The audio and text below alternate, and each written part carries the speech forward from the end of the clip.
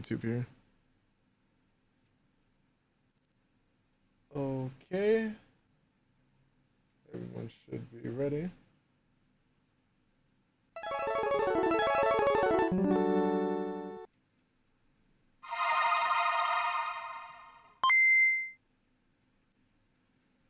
No more heroes, it's hero begin. You can't tell nobody but yourself. Nothing less to do. Travis, it's kill or be killed.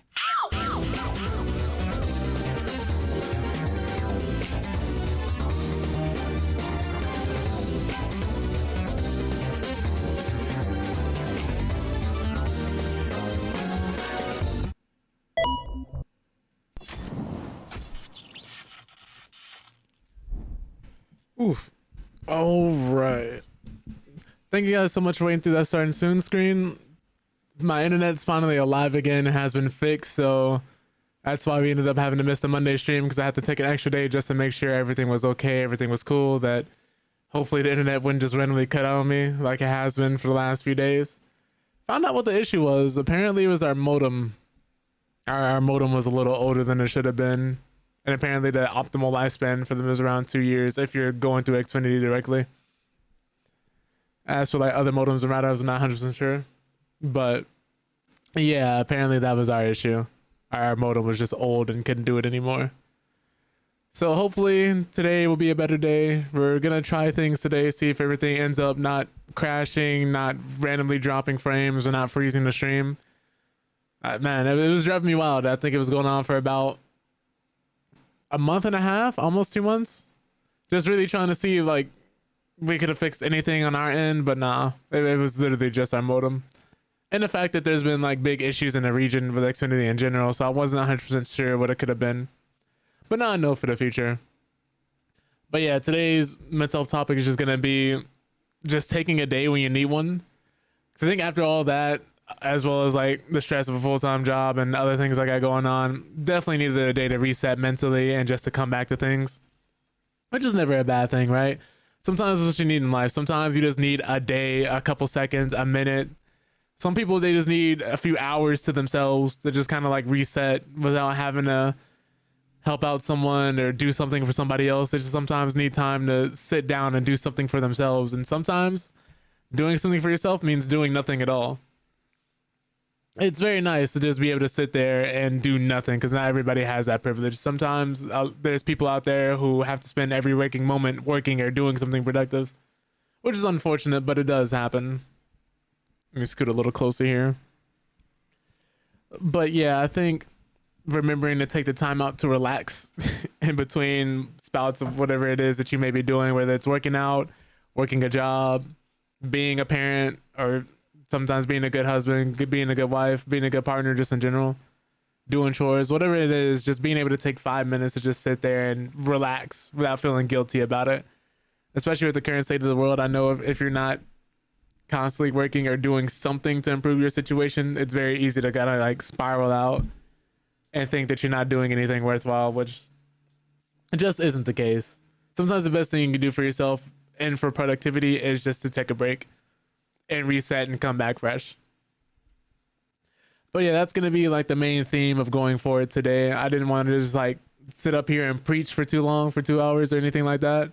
Kind of want to get into the gaming news and then into Tekken as well. Just see how everything performs. Test out a few things, see if everything works as it should or how it should. But our first article of the day is going to be around Power World. Because for those who don't know, they've been fighting a lawsuit with Nintendo for, honestly, it feels like the last year now. I'm not 100% sure when it started anymore.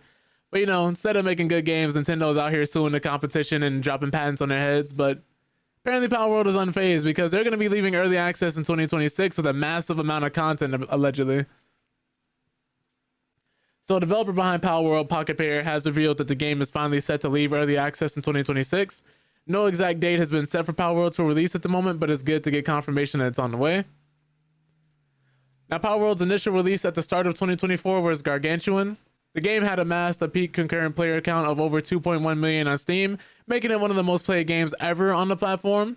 Power World also sold millions of copies just a few days after its release, and while the momentum inevitably sold, it still retains a strong community of players. It's pinpointed by the gaming community as Pokemon with guns, a hook so strong that most could not ignore it. And I remember that's what my friends and I called it, Pokemon with guns. And to be fair, it is a very interesting concept because Nintendo, I don't think is ever going to do anything like that. But now in a video on YouTube, Power World has confirmed that it's set to launch its 1.0 version. Keep in mind, this game has been in early access this entire time, which I completely forgot about. But at some point in 2026, it'll be releasing in 1.0. There have been tons of Power World updates since its release, but this is the big one that many have been waiting for. A huge milestone for developer Pocket Pair and the video communications director and publishing manager, John Bucky Buckley. Oh, wow. Admitted that the focus is now on a lot of cleanup that needs to be done before Power World can exit early access, stating that the studio's goal is to ultimately release Power World next year in 2026. And we think taking the time now to fix those problems will ultimately lead to a better game. Gotta love it. Love to hear that. But Bucky claims that this means that things will be a little quiet from us for the rest of the year. Also clarifying that the winter update that is on the way will not be as big as last year's Power World Fade Break update, which was released in December 2024. However, the studio still does have a few surprises planned for the rest of 2025. There should be no concern about the future of Power World on the back of this announcement. Bucky was sure to clarify the development on the game is not slowing down or scaling back. Instead, it's quite the opposite, mentioning that Power World's 1.0 update will feature a truly massive amount of content. And if it does manage to launch out of early access in 2026, it will conclude what will have been a journey spanning over 2 years, and hopefully there will be even more to come on beyond that. So that's interesting. It's nice to know that even through all the lawsuits and all the patents that they're still pushing strong, that they're not letting this slow them down, and the fact that their communication has been really good about what to expect and what they're doing, which is more what we can say about some companies. But since we brought up Nintendo earlier, apparently Nintendo has caught yet another body. A man has been arrested after allegedly selling over $2 million in fake Nintendo systems. So you know he's either going to jail for the rest of his life or having his not rest of his life. Honestly though, I think that's what Nintendo would do if they could. He'll probably be paying off Nintendo for the rest of his life, unless he has a secret stash somewhere. But a man from New York is in trouble with the law after allegedly peddling over $2 million worth of fake Nintendo and Pokemon products. If found guilty, the seller could end up serving a significant jail sentence for the sale of fake Nintendo consoles and accessories. Game consoles are big business, and unfortunately counterfeits and ripoffs are produced to try and take advantage of the industry's customers. While some counterfeits are easy enough for gamers to spot, others can be tricky, and when the products appear on a reputable website, customers may let their guard down. It seems that far too many people fell for the fake products one seller was peddling online. According to the Nassau County District Attorney's Office, a man named Isaac Lapidus from New York has pled not guilty to trademark counterfeiting and conspiracy. He apparently was selling these products on Amazon as a third-party seller, and after numerous returns were made from unhappy customers, the company looked into the matter. The DA says a Nintendo official was brought in to inspect some examples of the returns and declared that they were all counterfeit with no actual Nintendo parts. The products reportedly included Nintendo Switch docks, adapters, Pokemon Go Plus devices, and knockoff versions of the NES Mini. Oh, this is crazy. This man was moving it, huh?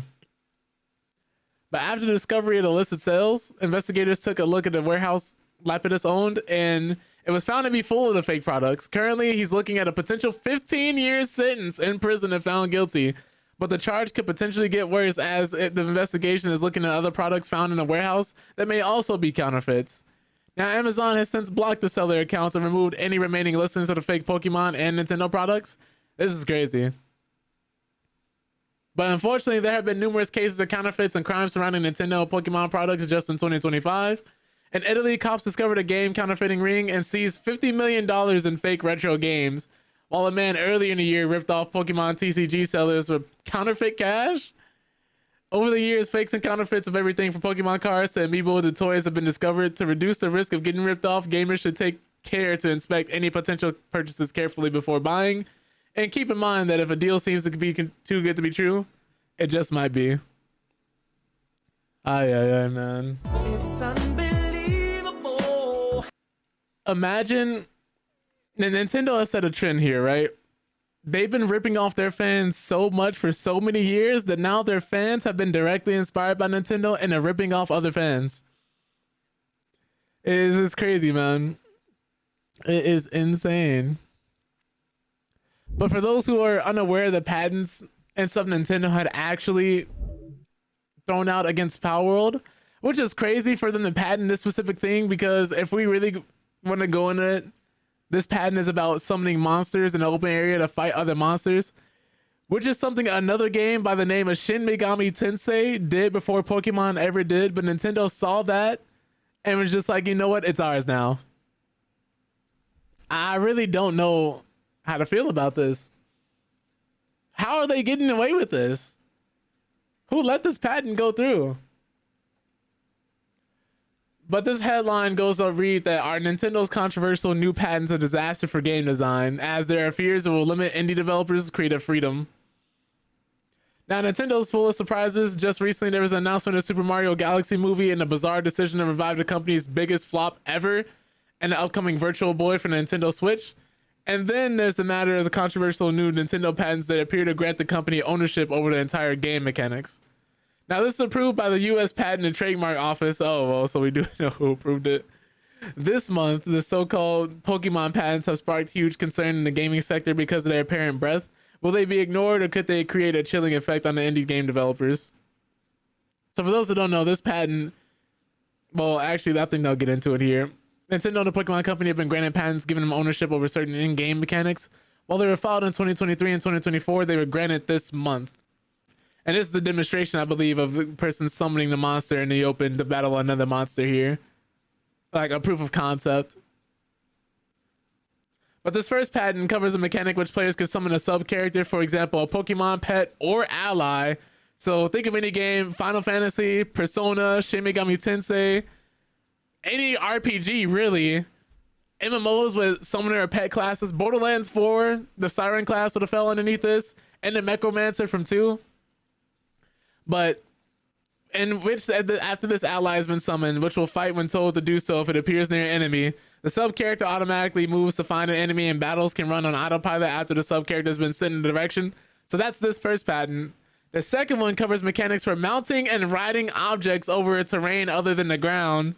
So again, half of the MMOs that are on the market right now, anything with a mount, like Final Fantasy, again, 14 specifically, World of Warcraft, I want to say 15 because, you know, you have a car in Final Fantasy 15.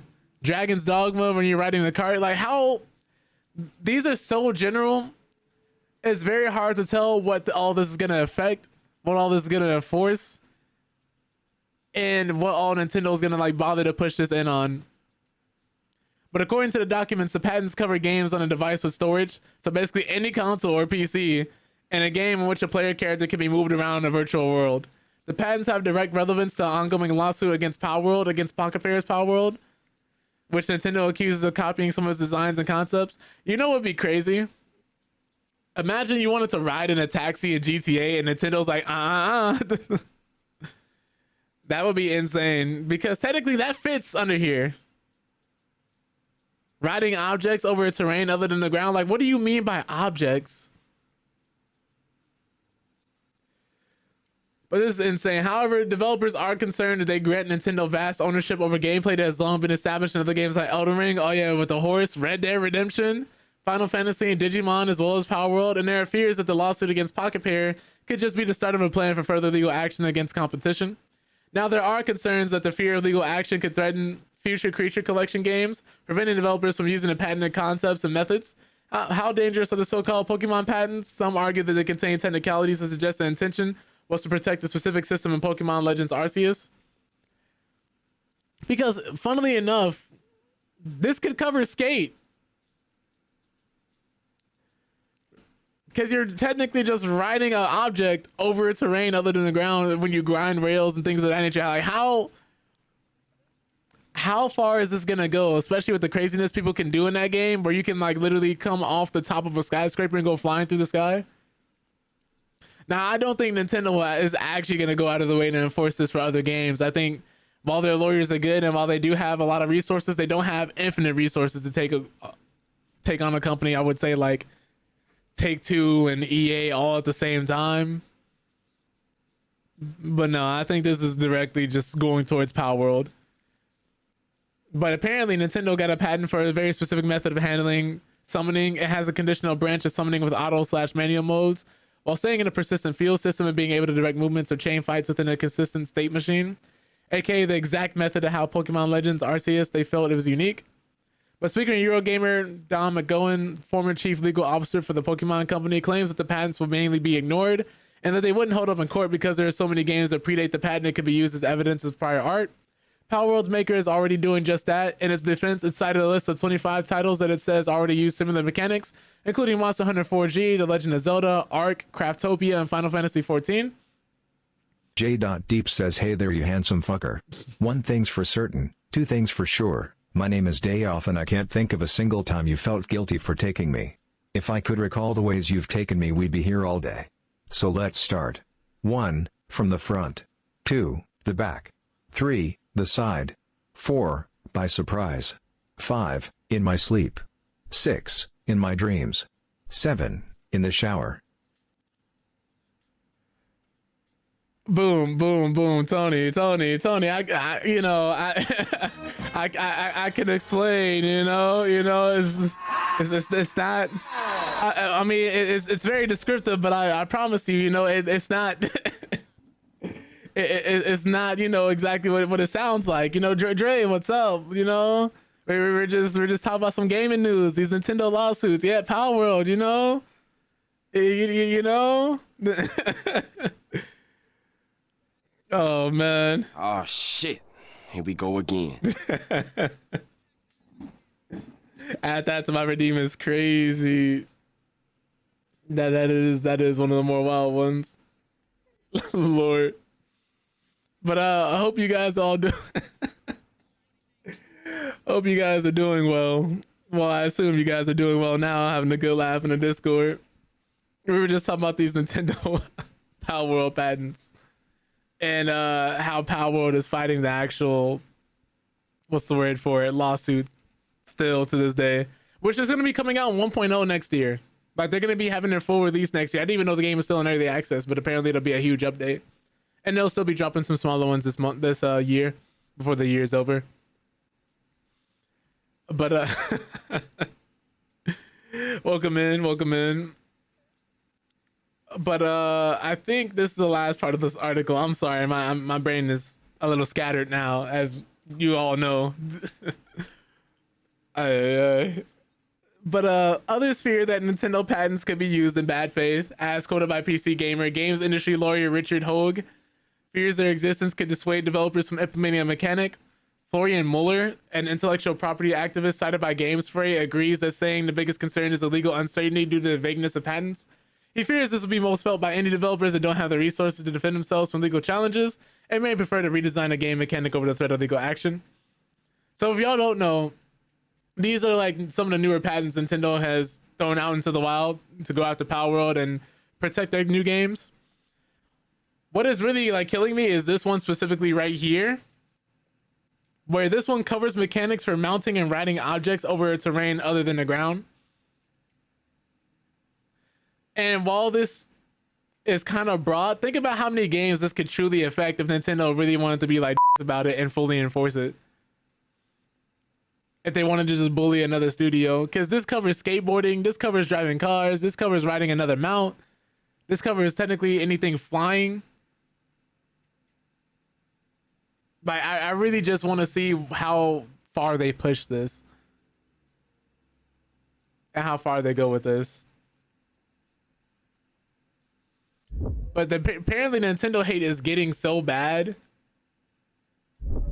because Sonic Crossworlds Racing has even started to chime in on it, where they diss Mario Kart. A lot of people are not happy with this game.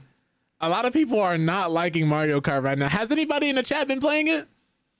Like, have you guys actually been playing Mario Kart World? Because I don't know a single person who has it, personally. I know, like, you know, the Switch 2 is one of the fastest selling consoles of all time.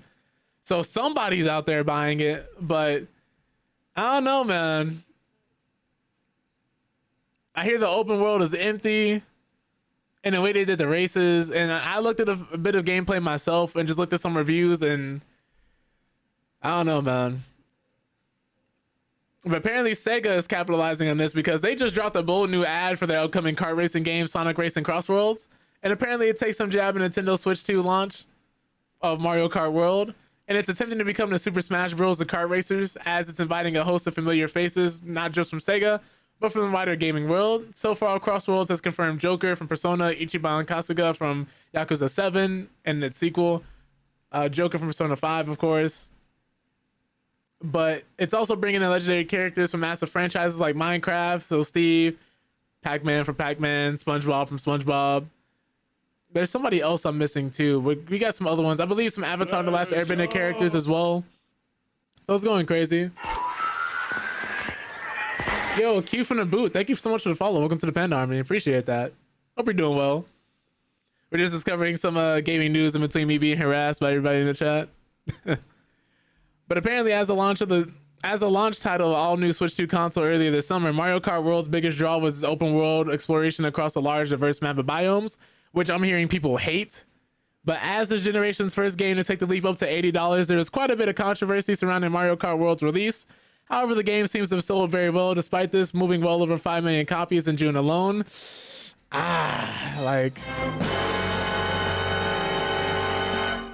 So many people say they hate this game, that $80 are too expensive, that the Switch 2 is too expensive. And not only was the Switch 2 the fastest selling console of all time, but so many, 5 million copies of Mario Kart World. Granted, it's Mario Kart, it's gonna sell. Nintendo fans have always said one thing and done another. It's to be expected, right? Like, this shouldn't be super surprising because it's Nintendo. They're gonna sell off of name alone. It's gonna, I'm pretty sure if Nintendo were to come in and disrespect their fans directly, they would still thank them for it. Like, it just doesn't make any sense. It just doesn't make any sense. But apparently the launch title secured an 86 score on Metacritic. But let's get into this. With just over a week to go until the anticipated release of Sonic Racing Crossroads, Sega has gone ahead and created a new ad that seems to be firing clear shots at its competitor Mario Kart World. Now, this was shared as part of a new tweet that starts with "Leave the open world behind and come race on our level." Hey, yo. The 30-second ad shows what's believed to be Mario Kart World being played on a blurry monitor, with a narrator snarkily belittling, oh my god, words are hard, belittling Nintendo's new kart racer after the narrator goes on to gas up all Crossworlds bells and whistles, showing the game on a monitor strapped to the back of a drag racing car. The ad ends with the blurry Mario Kart monitor strapped to a broken down RV. No, Nintendo, they still try to sue them for this. Let me see if I can find, oh my god, let me see if I can find this ad on YouTube real quick.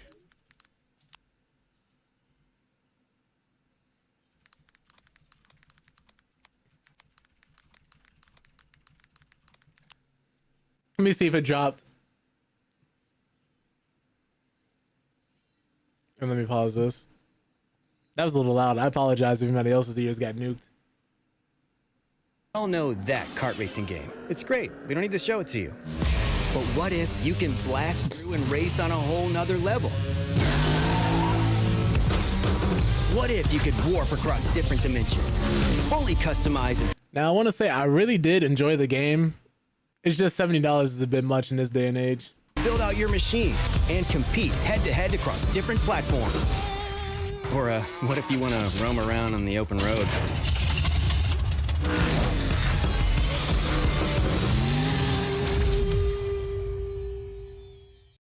But this is definitely going to get people to buy the game out of spite.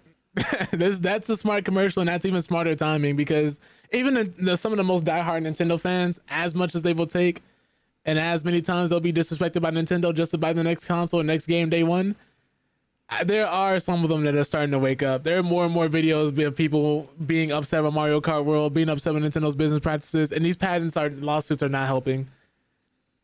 So it'll be interesting. If there's a time for a kart racer to come out, now is probably the best time. And Sonic Racing Crossroads is capitalizing on this moment. If they were smart, they drop it to 50. They would catch almost everybody.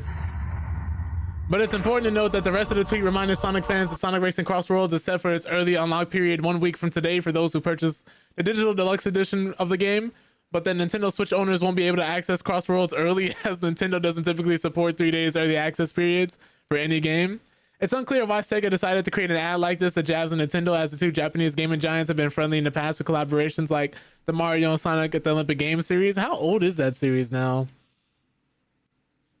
What was the last one that came out? Love that. I want to thank you. I try to keep something that will grab people's attention and let them know. Because I hate ads as much as the next person, but if I had pre-rolls, people wouldn't stick around. People would just immediately be like, yeah, this. And it would just go.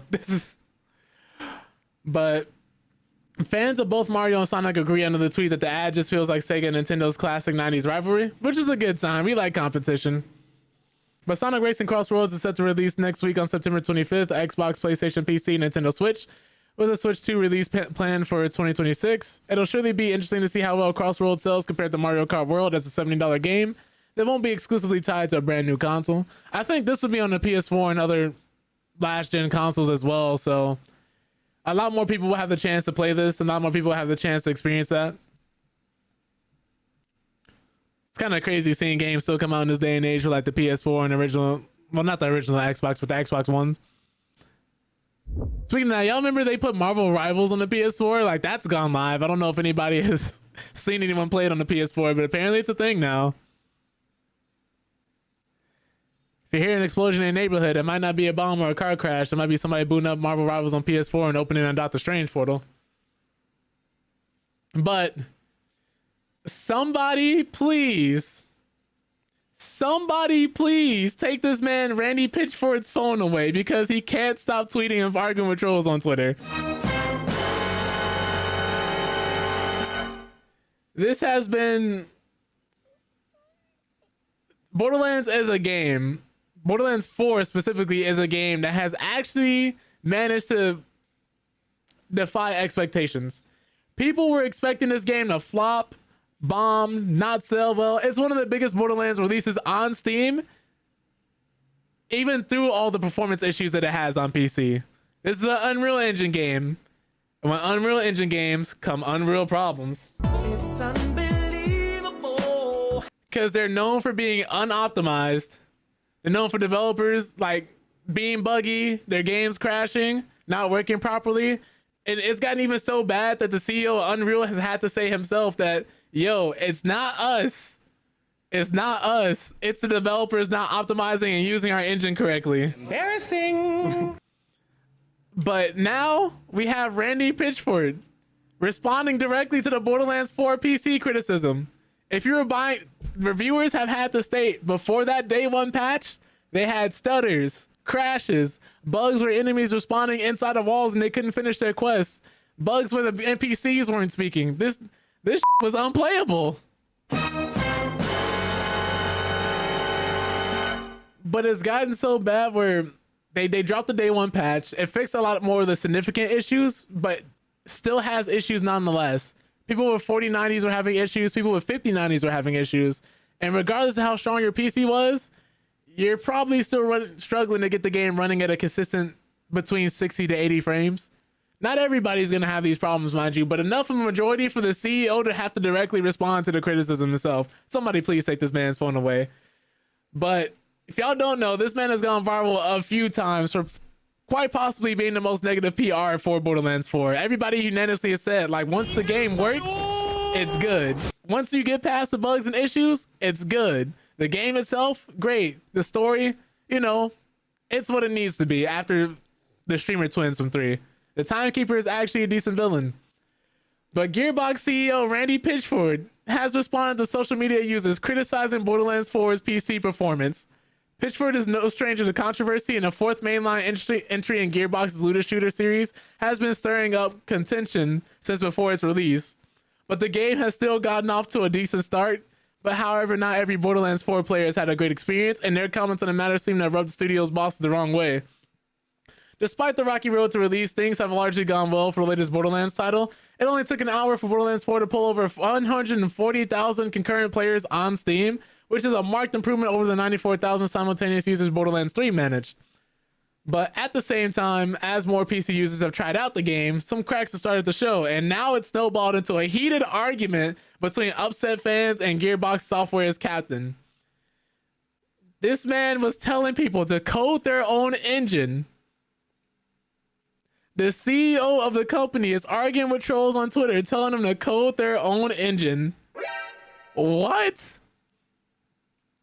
Now, September 13th, Pitchfork took to Twitter to respond to players pointing out PC performance issues, as some have been having in Borderlands 4.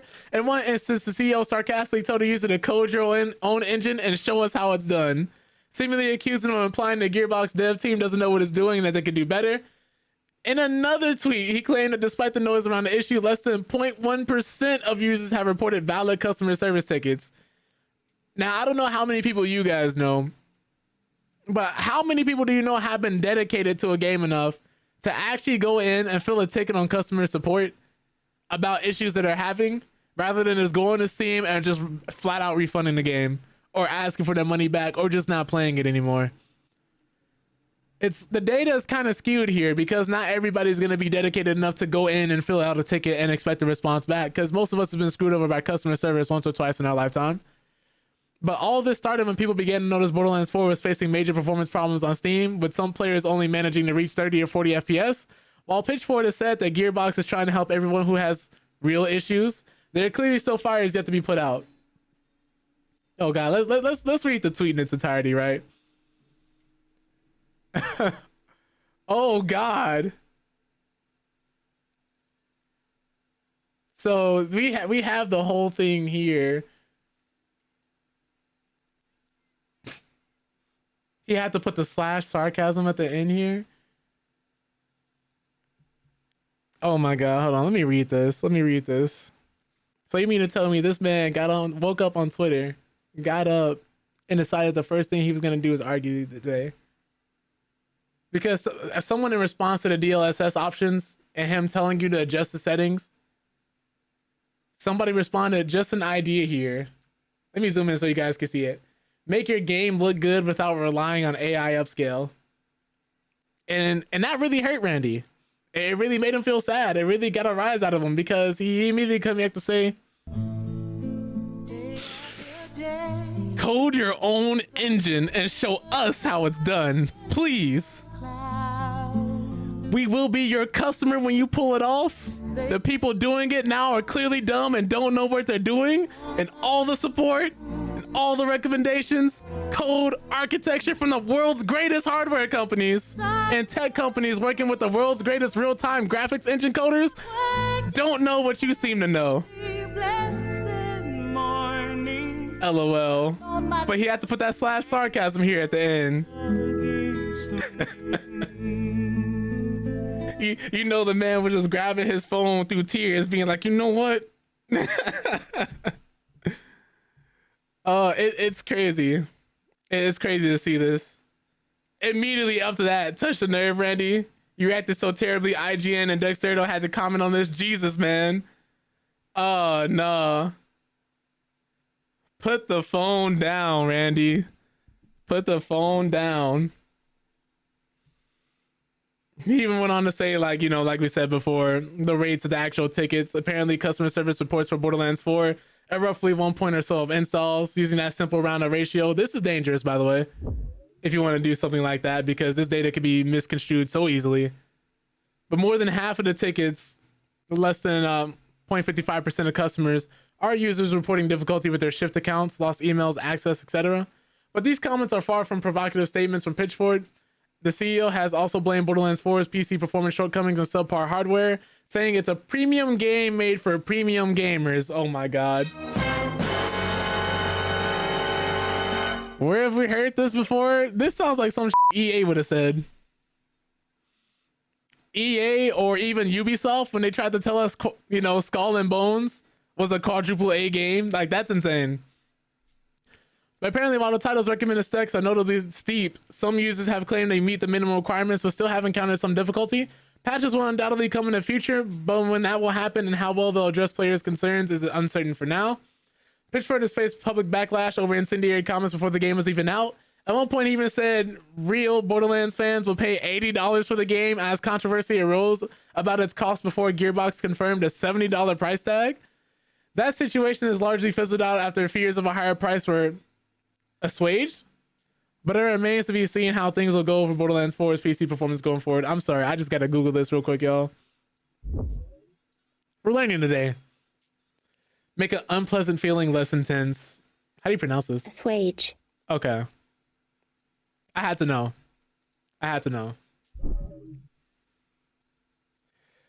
Yeah, so I've been playing Borderlands 4 on PS5. It's been really fun. I do like the gameplay, but I myself even had a glitch on the first couple missions where I had to restart my game. Love that you did that. Hey, you know, never too humble to learn, right? Never too late to learn something new. I'm always like one of those people, like you can always teach your old dog new tricks if the old dog is willing to still learn. But that's crazy. Also, I almost forgot. Before I went live today, he tweeted again. Oh, brother, this guy stinks! Randy Pitchford says, get a refund from Steam if you aren't happy with Borderlands 4. Is this nigga serious? He's actively telling people to refund their game. You cannot make this up, bro. But he has gone on and responded to criticism for his performance by asking players to get a refund on Steam if they are unhappy with it. Borderlands 4 has been dealing with performance issues since its launch, with many dubbing the game Stutterlands 4. Pitchford has already snapped back at some new players stating, code your own engine and show us how it's done, please. Now, in a new response, mind you, before I went live today, this article is brand new. I saw this right before I hit the button, and I was like, yeah, I gotta put this in the stream today. The Gearbox CEO has asked players to get a refund on Steam for Borderlands 4 if they aren't happy with it. Imagine you're a developer who spent blood, time, and tears into working on this game. Time away from your family. You could have possibly be spending like 70-hour weeks, 80-hour weeks if you're really like crunching. And all that time you spent developing this game just for your CEO to tell people to refund it. It's insane. This is just reminding me of what happened with Splitgate 2, where the man came on stage wearing the hat saying make FPS great again. And instead of telling people why they should buy their game and how good their game is, they spent all that stage time trashing the competition, showing a trailer for a battle royale mode, as well as some other stuff, and just completely fumbling the bag. That game did so bad lately, it had to unrelease and go back into beta. So we don't know how they're going to do. And Randy Pitchford is another CEO who seems intent on snatching defeat from the jaws of victory by constantly tweeting out on his phone, doing anything he can to sabotage this game's success indirectly, I guess. But this was spotted by Games Radar, where Randy Pitchford mentioned getting a refund on Steam for Borderlands 4 during a recent reply on Twitter. The Borderlands 4's boss has been vocal on social media platforms recently addressing the issue the game is facing. What's up, Wolf? Man, turn his TV off, turn his phone off, get this man off of social media. He should not be the figurehead for this game. Get y'all public relations specialists, please. But in a recent post, Pitchford stated every PC gamer must accept the reality of the relationship between their hardware and what the software they're running is doing. A player responded to the comments stating that there are games that look and play better than Borderlands 4, adding that it's not running at 30 FPS on minimum specs and barely reaches that point on recommended specs. Pitchford responded stating that minimum specifications absolutely plays at 30 FPS and recommended plays at 60 FPS, but players with good systems and good tuning can achieve even higher results. Pitchford also offered to help with tuning if the player required it. Dishonor you is crazy. Like, this is insane, right? Because we have the CEO telling people, I'll help you tune your settings, instead of all he had to say was, we're working on it, we'll fix it, we've heard your feedback. Any PR statement we've gotten in the past, he could have just literally copied from their notes, maybe changed up the wording so it's a little different, and then just left with that. Hey, we heard there's some performance issues with Borderlands 4. Hey, you know, we're sorry about this, guys. We're working on the fix as soon as possible. How hard is that?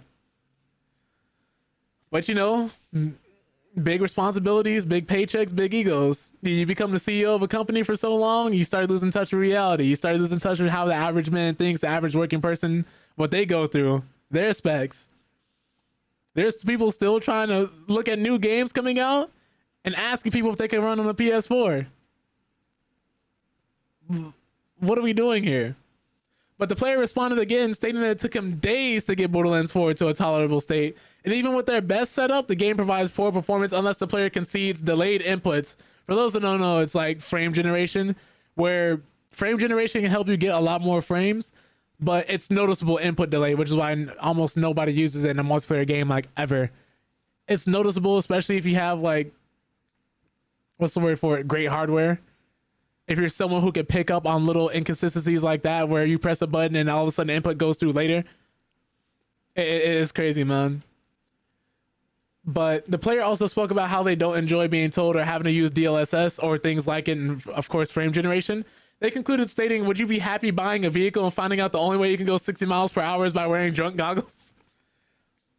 Yeah, because some people have even like had to adjust the head bob effect, because since there isn't a FOV slider on console, those who are more prone to getting motion sick have to actually adjust their settings to avoid that motion sickness. But Pitchfork goes on to say you should play a different game if you don't want to use DLSS or other frame generation tools. Like, this is crazy. He's clapped back, stating that the player can do whatever they want and the game is the game. Please get a refund from Steam if you're unhappy with it. He also spoke about the car analogy, stating that players can't put a Ferrari engine in a monster truck and expect it to drive like a Ferrari. He didn't stop there, adding that if they don't like being told to use DLSS, don't want to use tools to improve the frame rate, and aren't happy with the frame rate they have, then they should play a different game. This is like the laziest response I think I've ever seen. He really thinks his one-liners are cooking? Man, like, somebody get this man off of Twitter. Please get this man off of Twitter. It's the same rules for fighting game players who lose a tournament. They tell you outright, do not go on Twitter for the next 48 hours if you were playing in a high-profile tournament, because all you're going to see are messages and people talking about your performance, especially if you're like grand finals or top 8. Stay off of Twitter, man. Stay off of Twitter. For all my mental health discussions, I think the most important thing I need to state right now for your mental health, stay off of Twitter. If you are not feeling good and you want to keep, or if you're feeling good and want to keep having a good day, stay off of Twitter. Unless you have curated your algorithm in a certain way, stay off of Twitter. Man, this is crazy. Let's read the tweet. You can do whatever you want. The game is a game. Please get a refund from Steam if you aren't happy with it. You made an analogy to a vehicle. I would not put a Ferrari engine in a monster truck and expect it to drive like a Ferrari. If you tell me about your specification, I can help you optimize your performance. I'm sorry you don't like being told to use DLSS, but that is the way. If you're not happy using the tools available to you for you to improve your frame rate, and you're not happy with the frame rate you have, you should just play a different game. The game is awesome and is designed to be fine. Just find an experience at 30 FPS and feel great at 60 FPS. We also have provided a lot of options for you to make different trade-offs between frame rate, resolution, and graphics features. Then we would make, and we encourage you to use those tools to optimize your taste. Would you like help tuning your experience better to your liking? Girl, please. This is literally the CEO telling him to go f himself. This is insane, man. Because what do you do about this? If you're someone who's hoping the game gets fixed and you're just like, oh, let me just sit back, wait a few weeks for them to patch it, fix the game. I'm sure the CEO will say something about the performance and then just be like, oh yeah, we're working on the fix. And then you read this. Would this not make you refund the game right here? Even if you like the game, there are some people who will get slighted by this and will just refund it regardless. Spite is a hell of a motivator. Oh yeah. Must you hold your hand like a child while you go through the settings? Essentially, right? That's being very condescending and talking down to the fans. Last company that did that is no longer with us. Talk about volition specifically when it comes to Saints Row. Also, a quick announcement. If anybody's been looking forward to that game Dispatch, the one where you're dispatching different heroes out and you're playing like as a retired hero, it's coming out the 22nd of October for the PS5 and for Steam. So let's look at a trailer for that real quick. Let me pause the music. Let me turn this down slightly. Okay, cool. So, Shroud dupes you into a trap where he destroys the Mecha Man suit and puts you in a coma for months. I didn't hear a question in there. Does this mean you're finished? Can you repair your Mecha Man! Up next, is Mecha Man a mecha quitter? Figured my story would always end in that suit.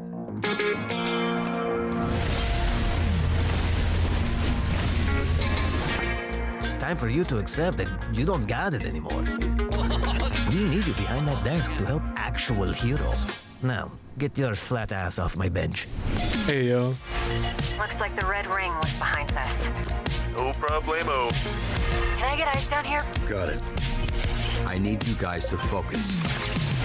Heard the team scuffling with the Red Ring. We are bound to bother them at some point. If you poke the hive, you're gonna have to fuck the queen. That's not how bees work. But if we kill the queen, we rot the hive. You would do that. Kill Shroud. I'm flying blind, can't see anything. Yeah, right. Calling them flat. This is crazy. Lucy, look out! You wanna get people hurt? Get people killed? A real hero puts their ass on the line. Come on! Just be careful, kid. The answers are out there if you just listen to the wind.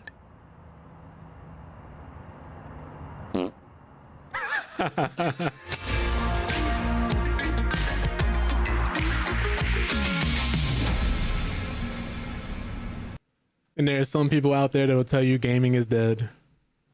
There's some people out there who will tell you gaming is dead. Before we get into our last two trailers, or our last trailer, because I already played one of them. But yeah, that's coming out in October. I'm looking forward to it. I might stream that. I don't know. I'm still undecided about it. But the Xbox app has now launched it now launches games from Steam and other game stores. This is no doubt in preparation for the Xbox Ally and the Xbox Ally X dropping. If you guys don't know, the Steam Deck also does something very similar. So does the Lenovo Legion Go, as well as other games, but normally you have to set them up or go out of your way. Other games, other consoles, other handheld consoles, you have to go out of your way to do it normally. But here, that's no longer the case, because the long-promised aggregated library update finally comes to all Xbox PC users, as Microsoft is hoping to turn the Xbox app into the one-stop destination for players to launch games on PC and Windows handheld devices, pushing an update that integrates titles from other major gaming storefronts into the app's library. Xbox insiders have had access to this aggregated library feature since June, but now all users of the Xbox PC app can see their installed games from Steam, Epic Games Store, Battle.net, and other leading storefronts. Players can launch these games directly from the Xbox app, and recently played games appear on a side tab, no matter which store they're installed from. Additionally, the Xbox app's library also has tabs for apps, allowing you to open the storefronts and web browsers to install and launch games from outside the Xbox storefront. The app settings also let you toggle different stores if you don't want those games for those stores to appear in the library. And it's like a screenshot of that. Let's look at that closer if we can. Oh my goodness. I just wanted the image. So yeah, like Blatcho, Diablo 2 Resurrected from Battle.net, Fortnite. This is how it would look. I guess a proof of concept. Proof of concept. But the major update arrives not long before the raw Xbox Ally handheld devices scheduled launch on October 16th. Those using the Xbox Ally will be able to make full use of the aggregated library feature to play installed games from various storefronts. Additionally, an update to the Xbox app later this month will sync up your cloud playable games and recent play history across all your devices. And other PC applications like GOG Galaxy and Play Night integrate games across all libraries, but Xbox is emphasizing cross-device functionality that seamlessly syncs up your experiences no matter where you're playing your games from. Now, the Xbox app also benefits from controller support for those who want to launch their games using a gamepad. And there are still some limitations to this update. For instance, the Xbox app doesn't seem to pull any cover art from or metadata from non-Xbox games. Selecting any of these titles returns a mostly blank page, only featuring a play button and a link to the game's page in the storefront it's from. Still, it's a big step for the Xbox ecosystem that will surely receive more updates over time. So that's interesting. Just like letting y'all know in case any of you guys are curious about picking up the Xbox Ally, the Ally X. I just wanted to know more things about it. Thought it'd be worth covering. But last article before we get to our last trailer. Apparently, Mad Lad fans have managed to revive the crew after Ubisoft killed it. No one will ever be able to take this away from you now, they've gone on to say. And it goes by the name The Crew Unlimited. So the article writer goes on to say, well, author of the article goes on to say that I never really understood all the ardor for the crew, but There's no criticism. There are plenty of games that I love, the absolute bafflement of my friends and loved ones, and I'd be very sad if they got taken away. So even if I don't know what people see in the crew, I certainly understand the upset at Ubisoft killing the servers and making the game unplayable last year. One response to that bit of video game vandalism was, of course, to Stop Killing Games campaign. But other fans took a different track. The good folks at the Crew Unlimited have been beavering away at a fan-made revival of the game for over a year and a half, which a server emulator of both offline and online mode, something Ubisoft wasn't able to do. Your local server, your local save game, your game, no one will ever be able to take this away from you now. It's out today, and we'll let you play the defunct CA RPG like US Guillemot never old yellered it. But there is, of course, one issue. You need to already have a copy of the crew for it to work. With the game scrubbed from history like Nikolai Yezov, that's easier said than done. Though the project itself says on Discord that the truth is, as long as you manage to run the game files, we have absolutely no way to tell a legit copy from a non-legit one. I hope they would have put it allegedly in there. So we just have to let you in. So whether you own a crew legitimately or you're some kind of criminal, it sounds like it'll work. That's funny. Don't be a criminal, though. I think I'm legally obligated to say you should not be a criminal, not even if the crime is cool. Regardless, I suspect there aren't many people out there who are A, desperate to play the crew, but B, don't already have access to it. And if you do, running the crew unlimited is easy as pie. All you have to do is download the mod, run a launcher, point at the crew exe, and go hog wild, living like it's 2014 all over again. I hope publishers stop killing games someday, but for now, what is dead may never die. So that's interesting. It's nice to know that people care about the game and that people went through to revive it for all those who still want to play the game. But our last trailer of the day is going to be a Ghost of Yote trailer. Another one. They've been dropping so many different trailers around this game, man. I'm super excited. I think this might be a game I pick up day one for sure. I don't know if I'll stream it, but I'll definitely be playing it.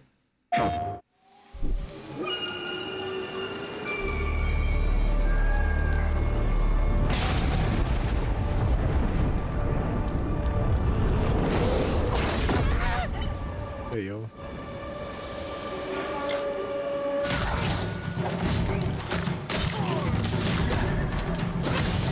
Was that a staff?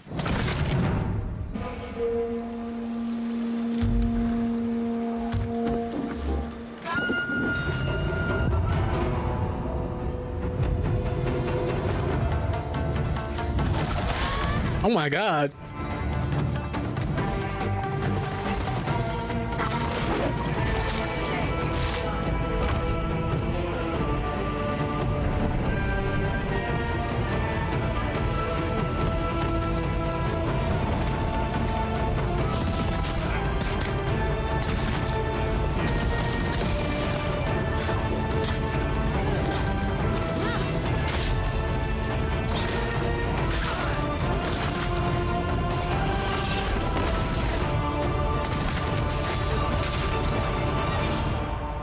I know some people are gonna get way too much mileage of using the guns in this game. Like, how can you hate on this game, man? Not only does it seem to be looking like it's gonna be an improvement over the original game in every way, but look at how beautiful this is. This is what happens when you can push a game and release it for the current hardware and not be locked to the PS4, the original Xbox, or the first Switch. We could have had this like 3 years ago. If more developers would and more people would leave the PS4 behind, because it's not just the developers, it's a bunch of people who also are going out of their way to not get a PS5 or not upgrade. Not talking to the people who are in financial situations where they can't, but talking to the people who claim they can't when they just don't want to, and then get mad when games aren't released on the PS4. Those people specifically, or the Xbox One.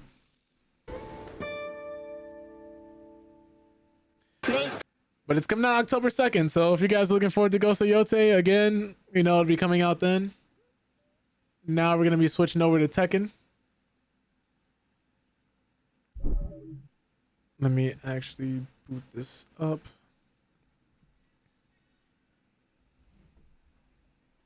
It's time to sweat.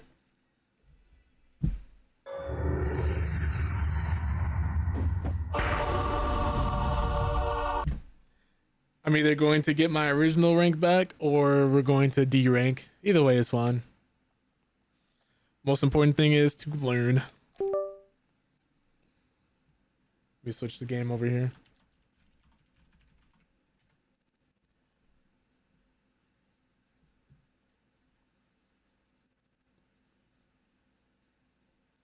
What's up, Unknown?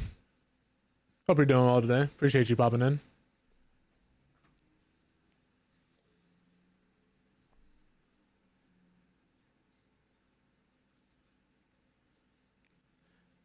Just about to switch to some Tekken.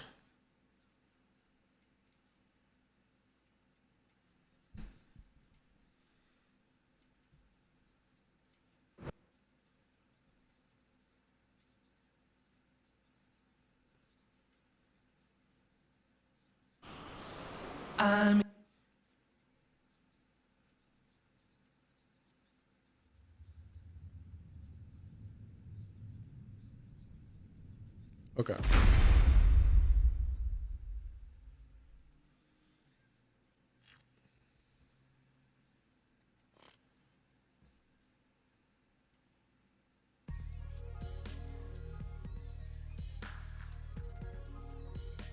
Oops. Am I not tabbed in? Okay, I guess let me unplug and plug in my controller again. Okay, so it recognizes that I had a controller plugged in, but it wasn't letting me move for some reason. Oh well.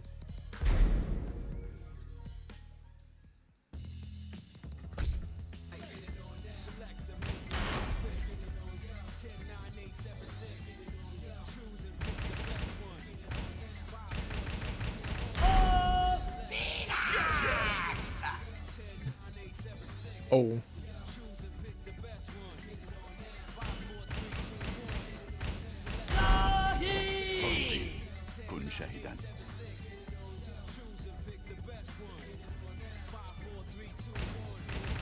We're practicing this map. The Pac-Man map is so much fun, dude.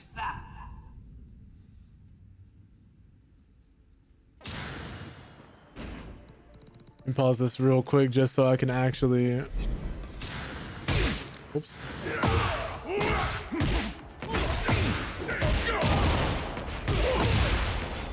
Okay, so I need to send him a little farther.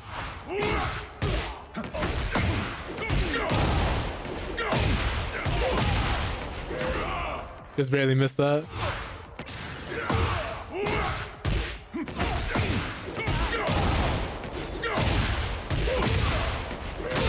There it is.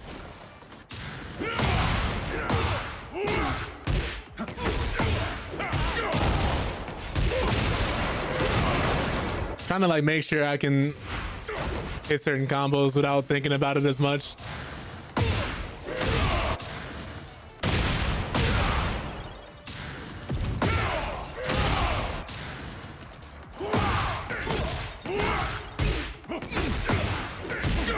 Oops.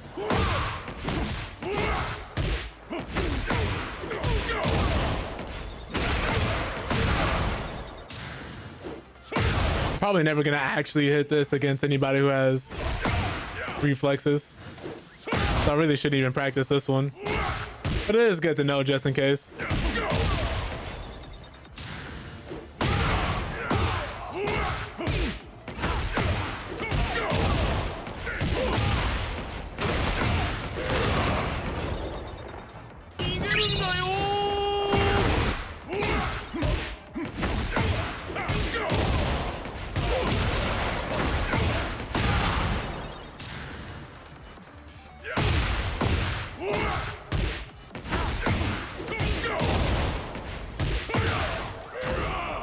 Oh, I guess that's fine.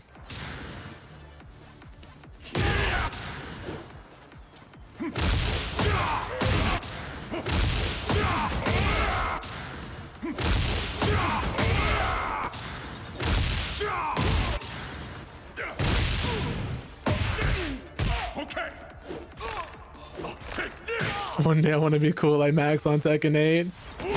Oh, I appreciate that, zombie. We're trying, man. We're trying.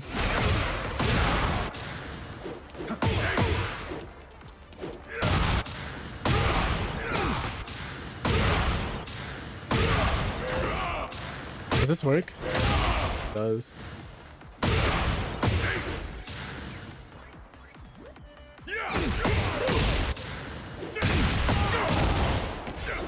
Wait, so what if I hit this? What's up, everyone? I think we should be good to go combo wise. It's just a lot of the basic punishes and stuff I need help with. I like tracking people mainly. It's killing me and doing a lot of unsafe stuff on block. Let's do a quick warm-up match. But hope you're doing well, Zombie. Hope you're doing well, Ravon. Today I'm just kind of like, I guess, try to brush up a little bit more on my fundamentals. Not sure how well that's gonna go, but we're trying.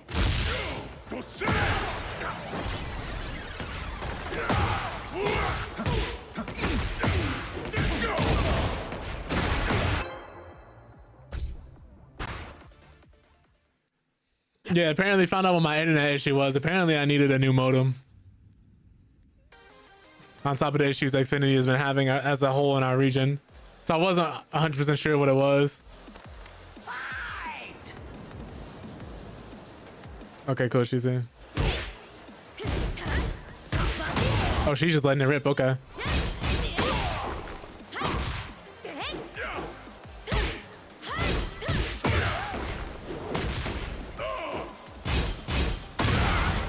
Look at she press. Whew. I should have ducked that.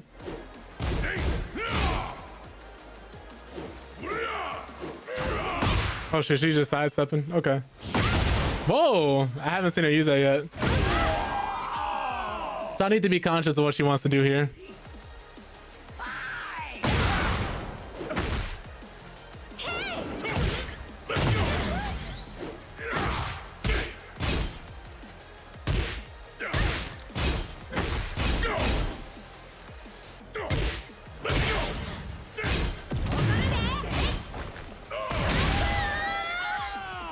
I didn't mean to do that, but I'm gonna act like I did.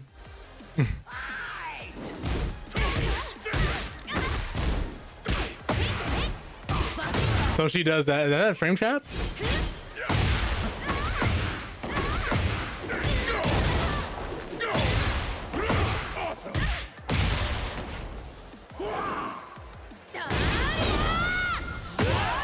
So she did that last time. I should have been ready for that. Mid. Okay.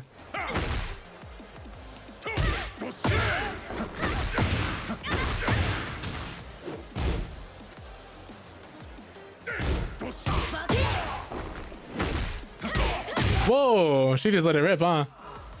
Okay, so she's not respecting pressure. Got low crush.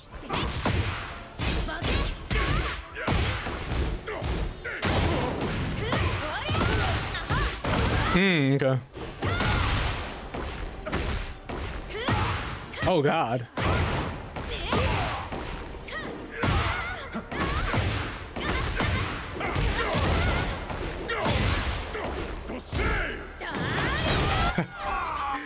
All on me.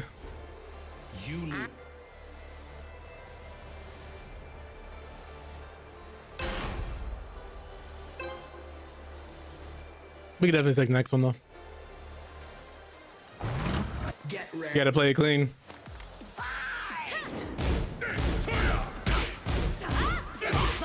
It's a frame trap, but I still do that.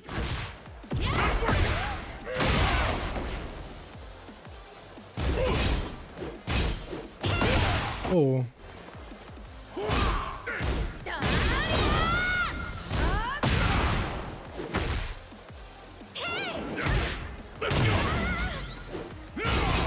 Thought she was gonna duck. Asuka's fun. I get so sad about like the, what's the word for it? Everybody feeling so horrible about her. Ah, I went to do the third kick. Get ready. Because she's a cool character.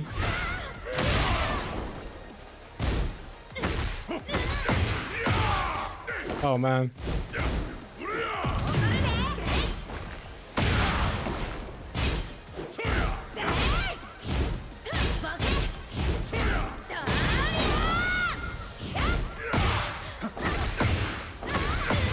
There's a better combo I could be doing.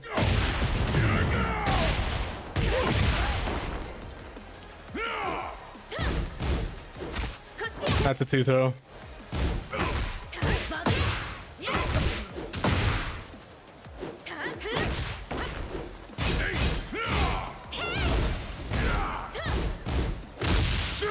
There we go. When you say use her in 5 because you like looking at it. That's funny. Yeah, she's cool. Whoa.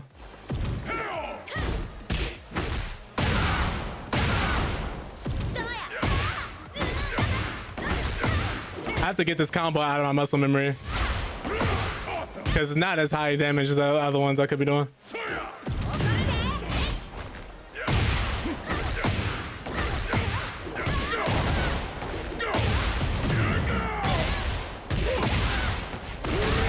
There we go. But she literally has everything, so I get it, right?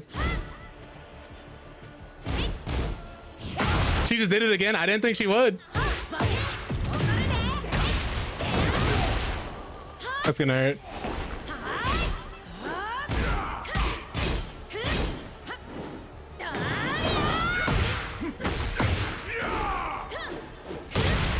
Oh man.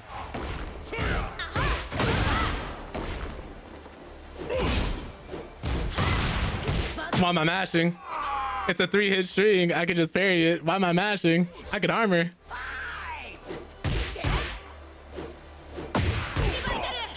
Okay.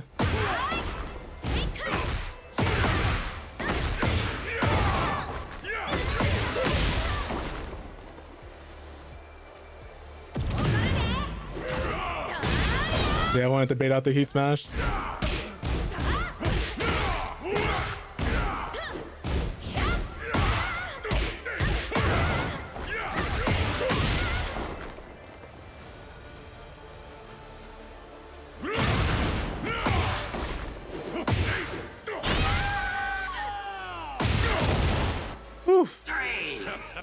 When this game first came out, she was low tier to 0. I don't know what she says now. When it first came out, I don't know. I wasn't paying that much attention to her, so I wouldn't know how good or how bad she was.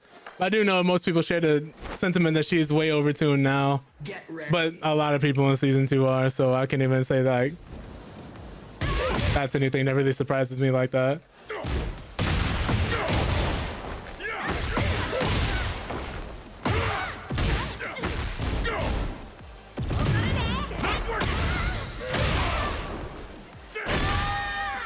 Not super surprised about that, but yeah, she's gotten a lot of serious buffs to the point where like she already had the tools to let her do a lot, but now it's even worse because she can pretty much do whatever she wants. Woo, not what I wanted.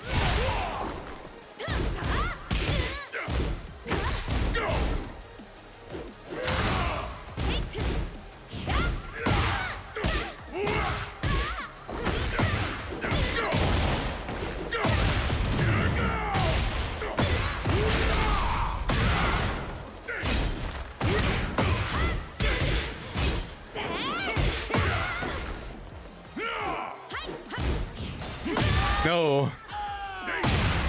Yeah. Get ready.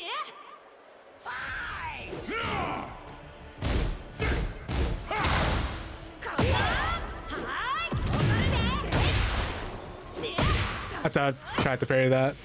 Didn't need to there.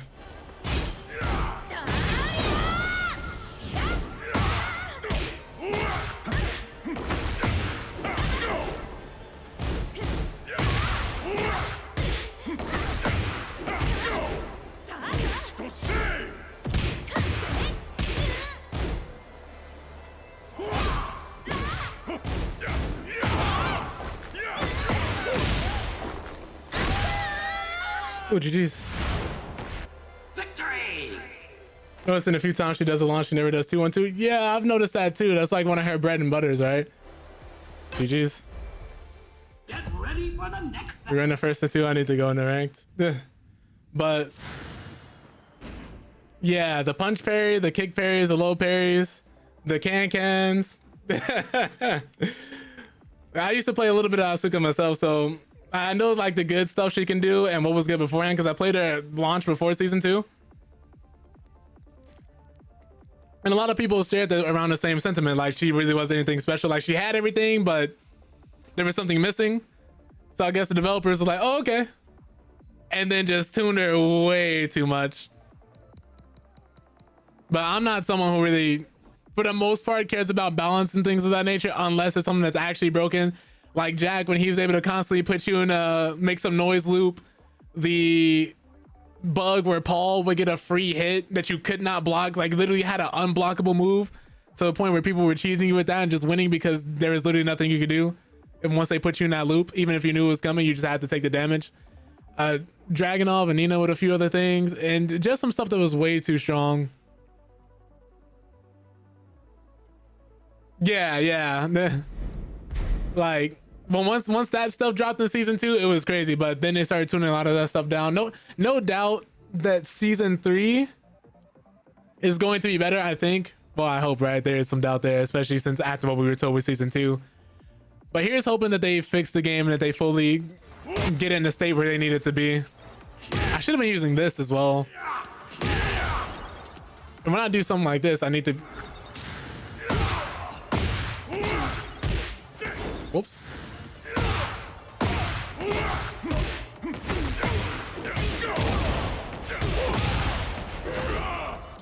Here's hoping they fix that though. Because yeah, Joe Crush was running wild in tournaments with Jack after that buff. And quite a few Paul players were going crazy. Like it was just bad. And when Anna first dropped and how strong she was, and I think how strong she still is, it's a lot, man. On this, my sword, I swear, to shield the Firebird's flame forevermore. Get ready. Ooh, Clive. Okay, let's see what we got here. I'm sorry, I feel like I fought this guy before. Okay, cool. He's here.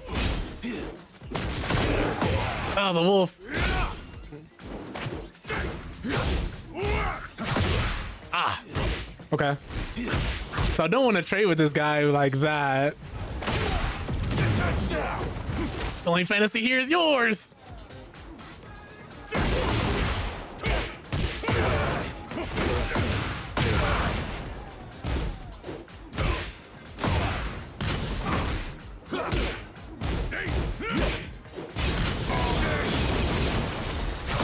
Oh yeah, he's plus $1 million on that. I tried to do a down 1+2 with the shoulder, but I just shouldn't be pressing there.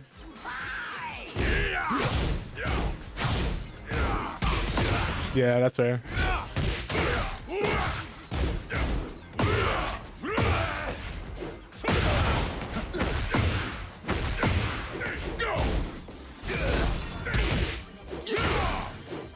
He's ducking, he's looking for jabs.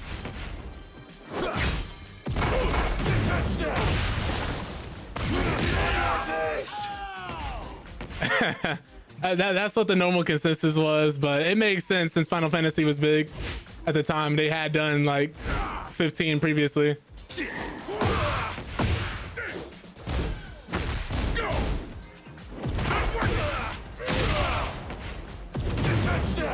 Ah, I was hoping I was gonna go through.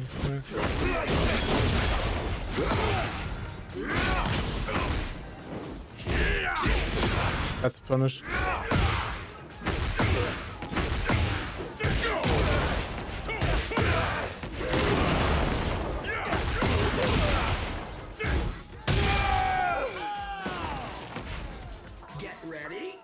A lot of people were saying Soul Calibur, but then I had the same thing where if everybody who say he should have been in Soul Calibur bought Soul Calibur, he would have been in Soul Calibur. To business. Now he knows I'm ducking. Ah, okay, I shouldn't just let him do that for free. Same idea we both had. Well, most of these decisions are made well in advance, but that's also the thing too. That would have worked. And that's what I'm saying though. Like if Soul Calibur 6 didn't flop, they would have had it. He would have been perfect for that because Geralt was in the last one, and then they had a that's where all sword fighters would have went. But the last person who actually like works on Soul Calibur and makes Soul Calibur, he staked his career on that. And unfortunately the game didn't do well, so That's kind of how we got stuck with Clive in Final Fantasy and Tekken 8, because they always go with what's hot, right? Final Fantasy 16 coming out, they just had Noctis in Tekken 7. A lot of people love Noctis. I guess they were hoping the same thing was going to be with Clive in Tekken 8. Definitely not the best choice they could have had, especially in a fighter like this. But I think it was just a popularity choice and a decision that was made well in advance. The obvious choice was Tifa. Could have had Baki, someone from the Yakuza series. Yeah, a bunch of different characters would have been a better fit, right?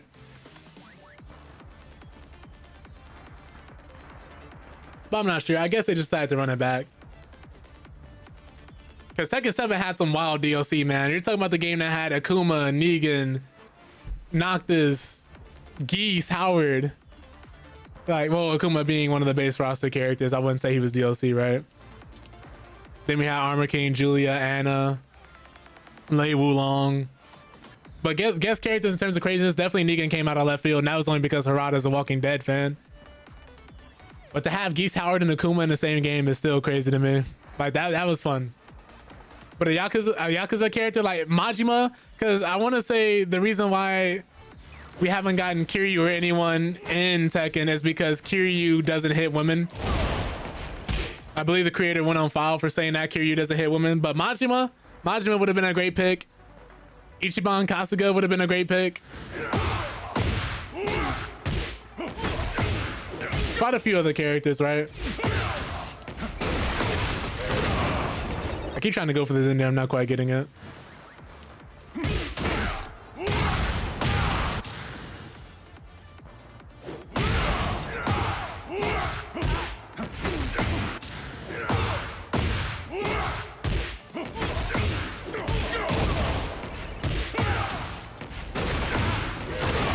I'm curious to see who is going to be season 3 DLC, because we already know the last two characters, right? I'm really excited for Armor King. But I do agree, like, if you're not someone who's been having fun playing fighters lately, definitely take a break. Definitely take a step back. I mean. Because fighters aren't always my cup of tea either. Like, I play a lot of different games. Like, I don't play Tekken 24/7. I think I played more Street Fighter this year than I have played Tekken. But it's one of those things where it can be a little higher stress in my environment, and I always tell, oh no, you accepted this. You've got nothing good planned.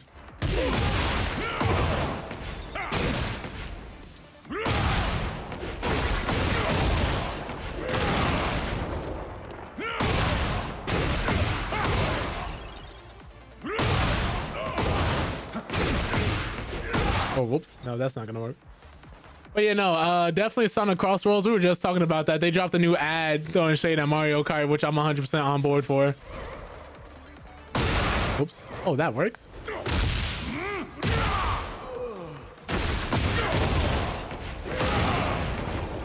Like, I fully get that. Because they need some competition, man. I remember a lot of different racing games. Like, I remember Blur, obviously the Burnout series, Wreckfest, Twisted Metal technically sometimes, if you want to count that, but that's more of a Demolition Derby style game. What else? Any of the old Sonic, Sega All-Stars racing games. Just a lot of different ones that throw a spin on the racing genre, like Mod Nation Racers. I think that's my favorite kart racer of all time. Need for Speed was cool. Most Wanted's my favorite from the franchise, just because the soundtrack and the game was fun. That's the one I had on PS2. Really enjoyed that. Didn't really care for Unbound that much, honestly. Not my cup of tea. I liked it, I played it, but it wasn't for me. Get ready for the next battle. Ooh, Azucena. Coffee Queen?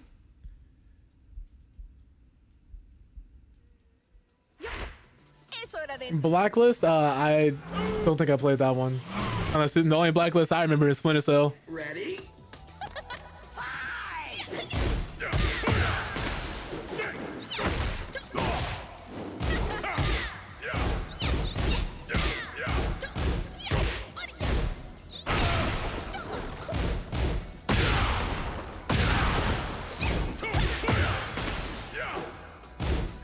Not launch punishable, right? Oh, that's 1+2.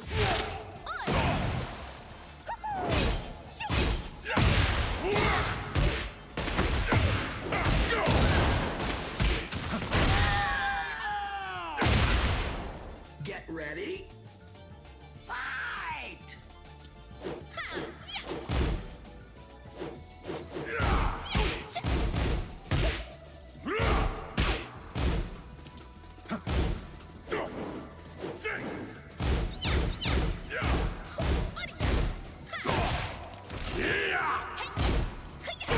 Okay.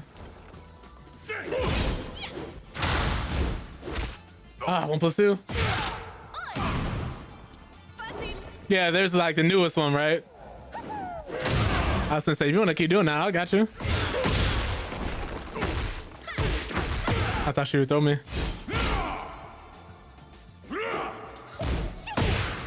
Oh, launcher? Yeah, I shouldn't be ducking there unless I have a read. That's gonna hurt. That should be the round.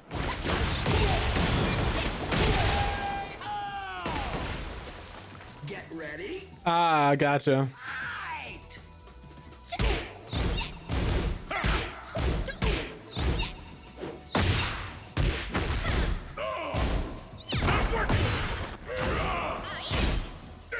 Oh my god. Okay, so you're just letting stuff rip.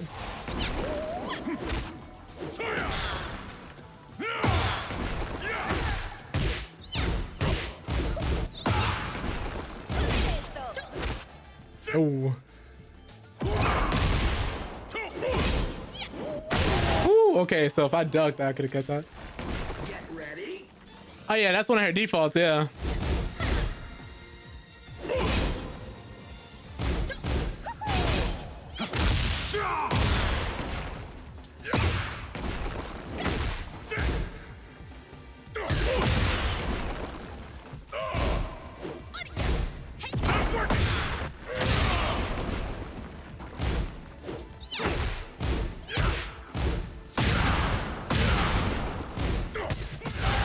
Okay. But yeah, Missy Elliott, it does kind of remind me of her. Listen to me now. Oh, small bodies. Small bodies. It's not gonna keep working on me.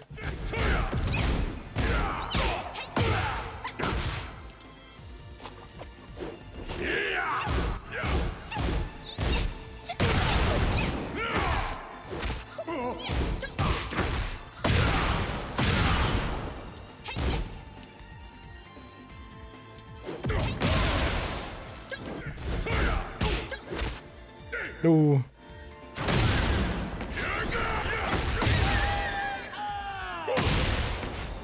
Whew. I'll win for you.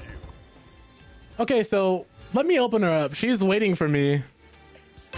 She's giving me the go-ahead to kind of go and rush her down. I don't need to be this scared. She hasn't shown me anything to be scared of.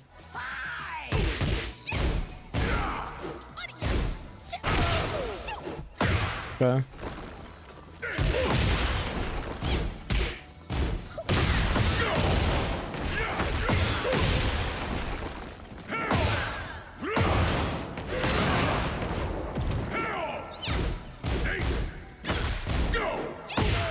She knows, huh? Okay.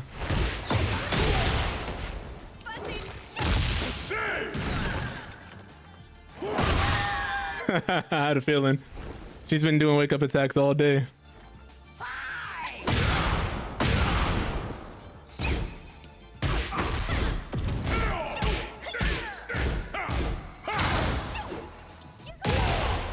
She just did it.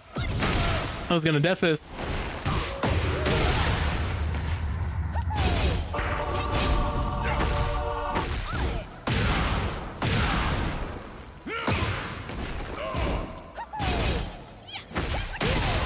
Okay.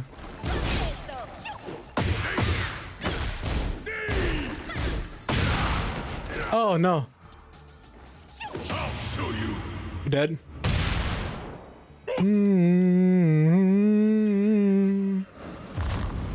Good lord. But I really love that the soundtrack for a lot of these old games too. That was my favorite thing about them, I want to say. Starting off with a launcher, okay.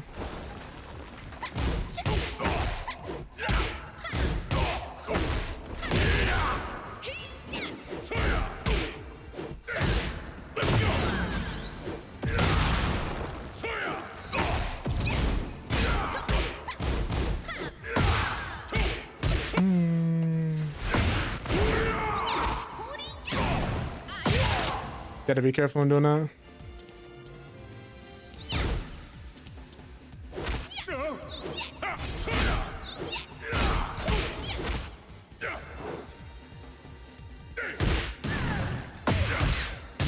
Oh no, she wasn't ready for that.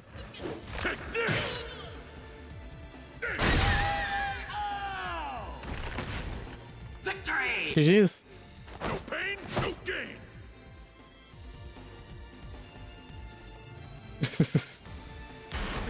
You robbed her successfully. Ready for the next battle. I gotta work at my approach.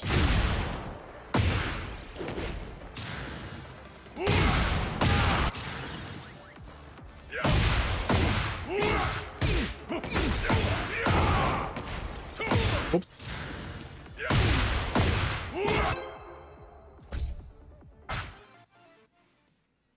Get ready for the next Devil Jin. It's been a minute since I fought a Devil Jin. Oh my. Get ready. Is that it's supposed to be a 10 hit? Okay.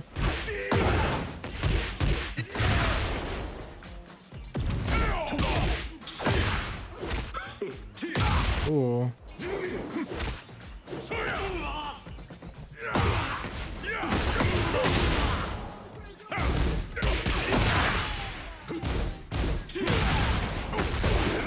Oh, I'm dead. Okay.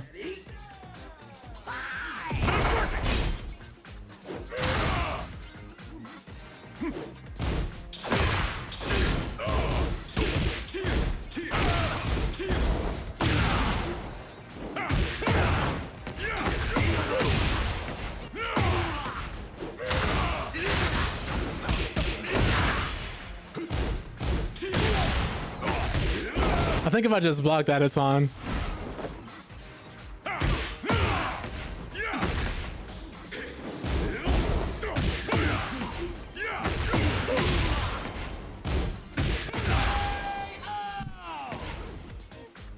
Okay. I don't think he has electrics.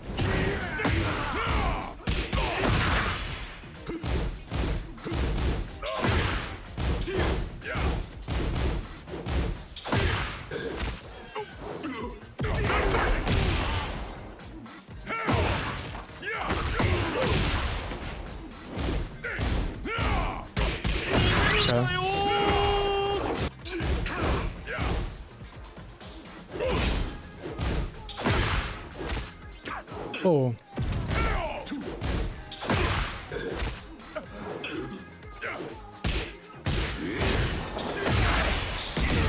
Okay. I have to be ready for that. Ready? Fight!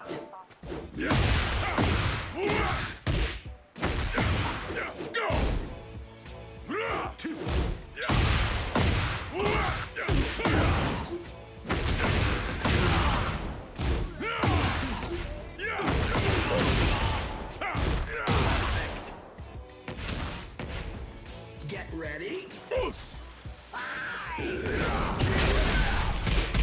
Okay.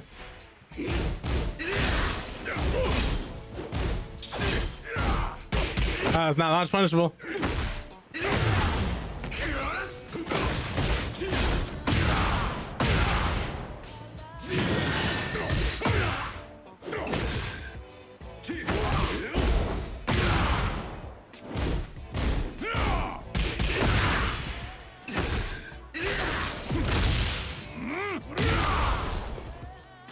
I'll show you. You're dead.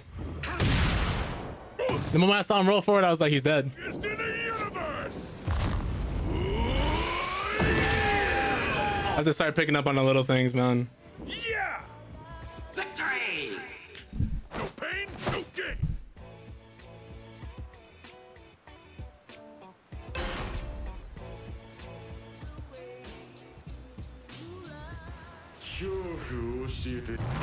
Get ready. It's back up here at the start.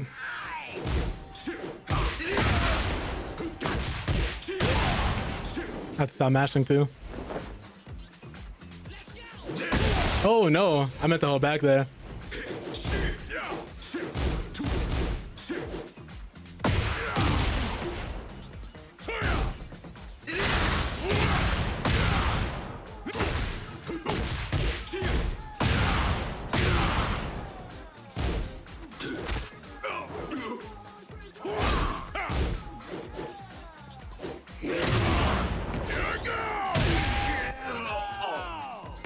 Okay. Get ready.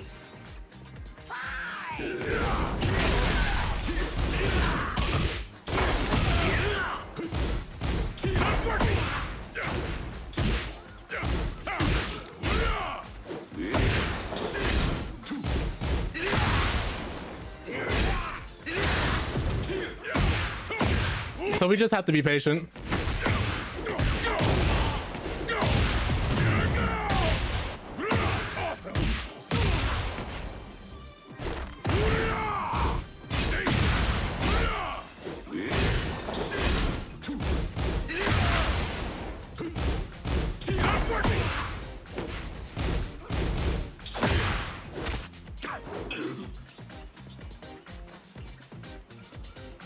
What? I was gonna say he just started melting down. Ready?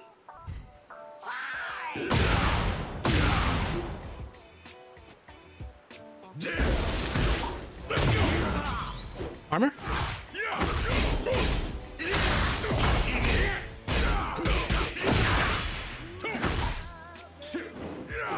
That was supposed to be Death Fist.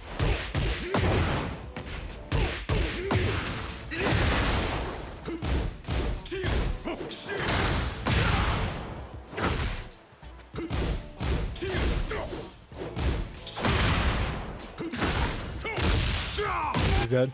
Oh, GG's. Victory! No pain, no. Oh, Lord.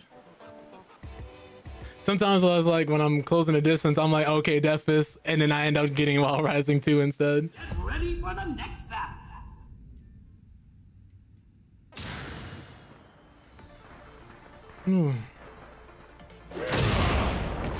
We're using more of this as well.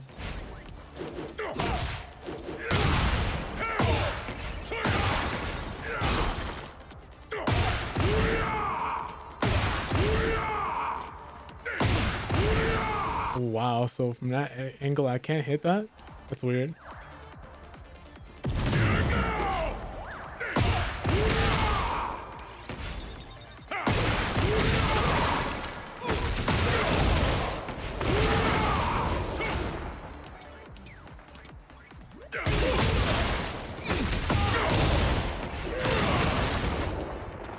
I will say, funnily enough, since we were talking about Street Fighter, I do think that's like that game, besides maybe 2x KO. But I think even then, Street Fighter still has the best matchmaking. Because even as you get into the higher ranks and stuff, you can still find games pretty easily.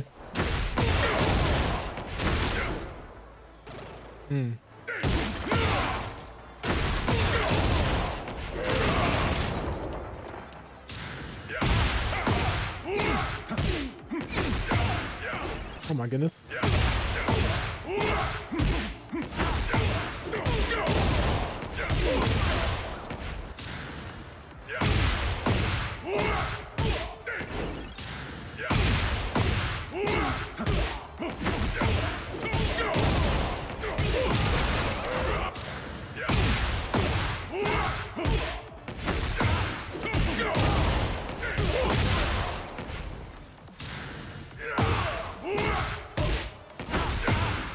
Oh my goodness. Okay. Do that, do that. Oh, that doesn't work. Oh my goodness. Nothing feels crazier than doing the same combo just fine for like 5 minutes straight and then returning to that combo and all of a sudden you can't hit it.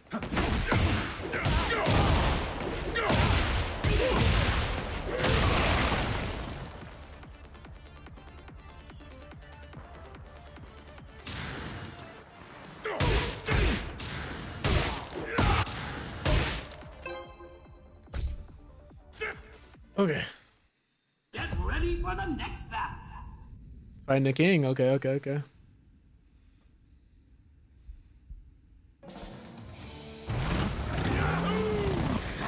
Noticing slowly but surely, I think Paul has been playing more and more wrestling people.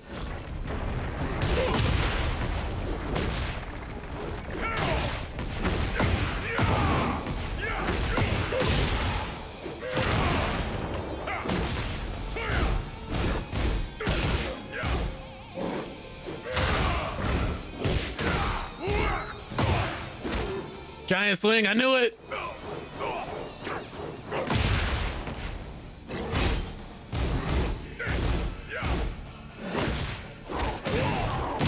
Oh, crush though. He smashed immediately. Oh, okay. So he's going through with the. All right.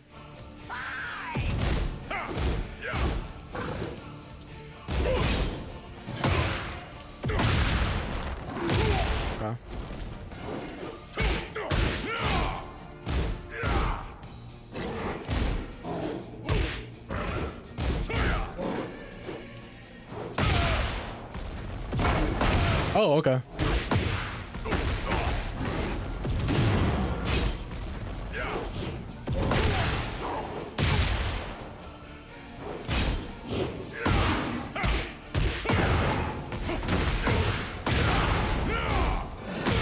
Big smash, okay.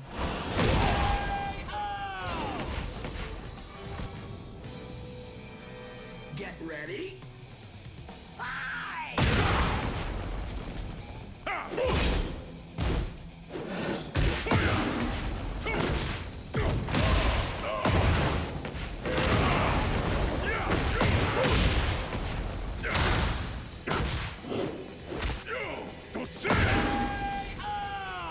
Oof. Get ready. Oh.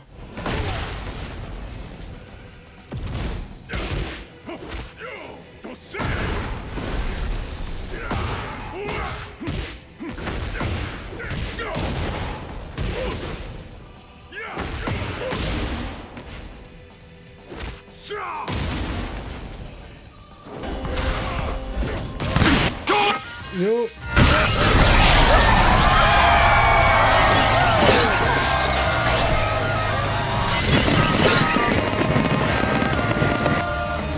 Yo, what's up, Nia? Give me 1 second here. I'm fighting for my life.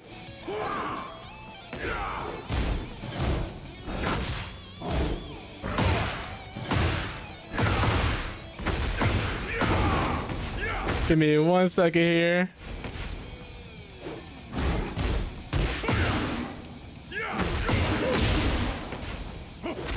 No breaks on the throws? Game players really cannot break throws. Victory! I appreciate you guys all coming in. Hope the stream went well. Let me put this back to screen. There we go. But love me, I already appreciate all y'all coming in. If you guys are new here on Maximum Obesity, normally I'd be streaming on a Monday, but I missed yesterday. So today we're going to be discussing like mental health and just different things like that.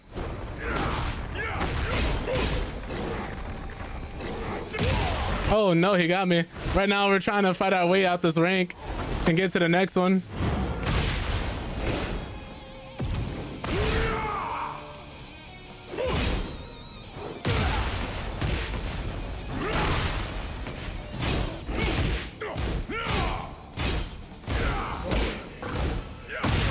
Ooh, give me 1 second here.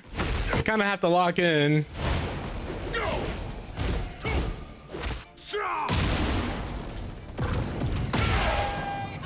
Trying to like rob this man before he robs us. Ready?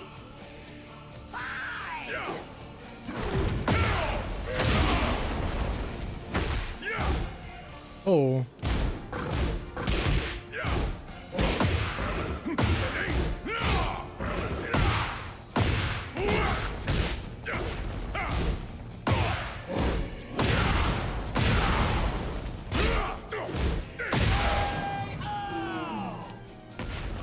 Essentially, who's a better thief? Who can grab who first? Who can suplex who first? Might be me. Might be me.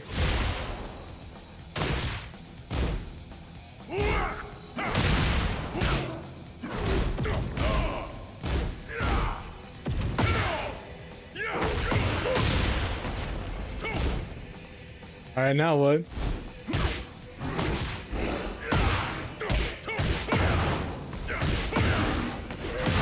GG's. Victory! I'll win for you. But yeah, normally we talk about like different things. Like we were talking about some gaming news earlier, how somebody needs to take away that man Randy Pitchford's phone. Just because this man keeps tweeting on Twitter. And that man is doing the worst publicity job for his game. He's been telling people, if you don't like Borderlands 4's performance on PC, refund the game. If you don't like it, you need to adjust your settings, this, and this. And I'm like, man, thank you on the GG's. But yeah, whenever you talk about the game itself, people say the game is fun. Like, I had Borderlands 4 on PS5 because I knew it was gonna have issues on PC. If you've played Borderlands 2, 3, the pre-sequel, Tiny Tina's Wonderlands, those games on launch did not perform the best on PC. I think Tiny Tina's is okay, but every Borderlands game has had some form of issues when it releases on PC, and I knew this one was gonna have issues because if you look at the early reviews, everybody was saying the same thing. The game is great, but it doesn't work. So it's just one of those. You may or may not have issues, but I wasn't taking a chance.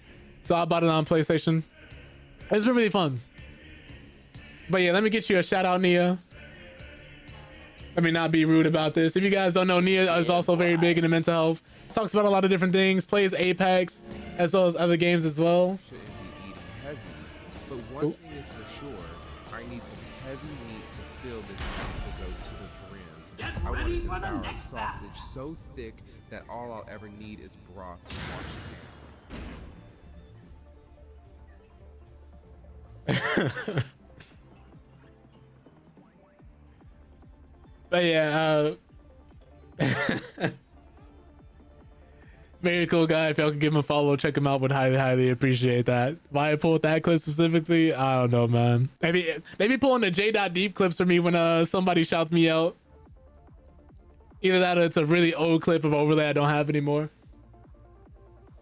But yeah, we try to be positive and whatever we play, whatever it is we do. And today's mental health subject was telling everybody not to feel guilty for taking a day when you need one. Because you can't be 100% all the time. Sometimes you will have an off day. Sometimes you need a day of rest. Sometimes you just need to take a break from being productive and getting stuff done for a day to just relax and be yourself and take it easy. Because I think especially nowadays, people feel like if they're not being productive, if they're not doing something that brings money in or shows results immediately, it's very easy to get discouraged and feel like you're wasting your time. Or if you're not constantly providing something that you have no value or no worth, and that couldn't be further from the truth, right? But I didn't want to like get too preachy about it or in everybody's face about it. Because sometimes it is easy to forget it's okay to just be there and take up space and not do anything for a change. Now, if that's something you're doing every day, then that's a different matter entirely. But if you're someone who knows you're normally productive and someone who knows you normally get stuff done, then it's okay to just take a break here and there. Not everybody can afford to, but if you can, I think that's okay.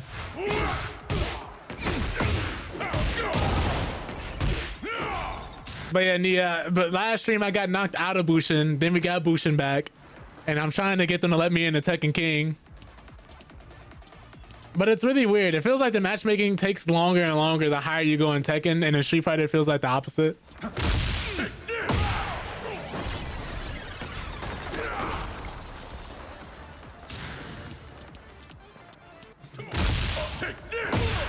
Because like for me, it's been harder and harder to find people to play against. Like we're getting matchmade with people from the Middle East and Europe.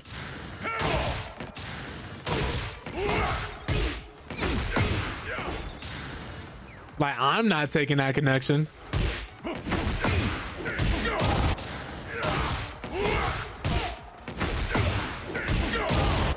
Oh, does this not work? Yo, Snow, what's up? Hope you're doing well. Appreciate you popping in. As you can see, we're just trying to play some Tekken ranked. I don't know. If the matchmaking stays like this, I might have to take a break from Tekken ranked because I'm able to find quick matches and everything just fine. But if I'm gonna like climb and then matchmaking gets longer and longer, is it worth it? I like playing ranked. I like playing against people who are like better than I am. Because that's the way you improve, right? But it's just, if it takes forever, that's another thing entirely.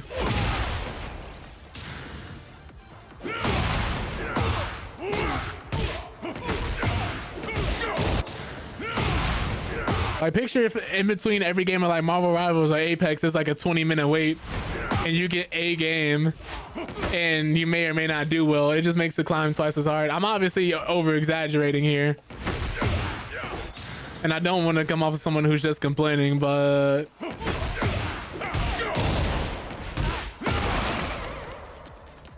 it gets very hard to stay motivated if you can't find matches. Are you crazy? Are you out of your mind? And that's just a funny animation. Yeah, I'm gonna like try matching up for a quick match and see how long that takes. Because if so, I might just go back to playing, you know, Street Fighter for a little bit.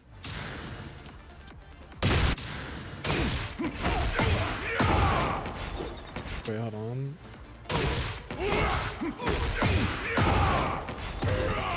Does that work?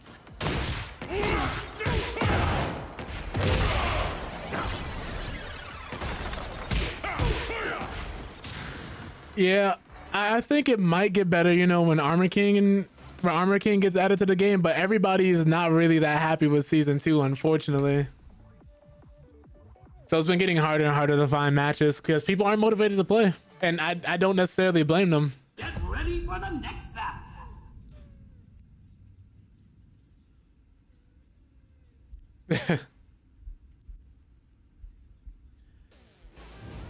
I can see where you're coming from with that, Bat. Like fighting someone who's slightly better than you versus fighting someone who's like 10 tiers above you.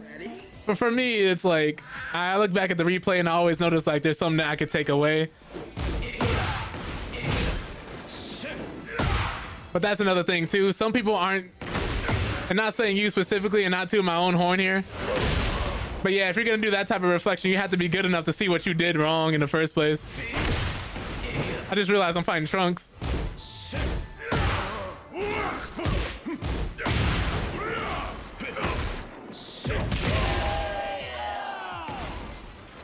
Get ready. Fight! That's the first time I did that. I didn't think it would work. Oh! He's trying to hit me with this mix-up.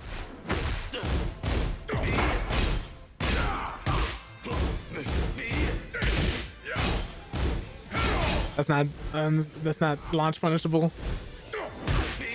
Oh.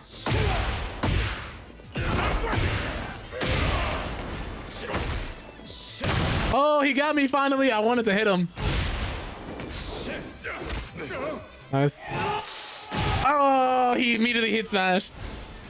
Get ready. Nice.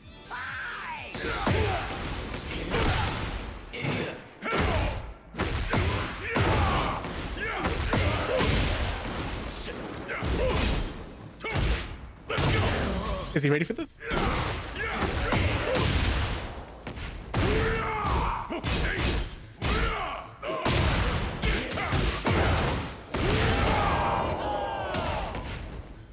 Get ready.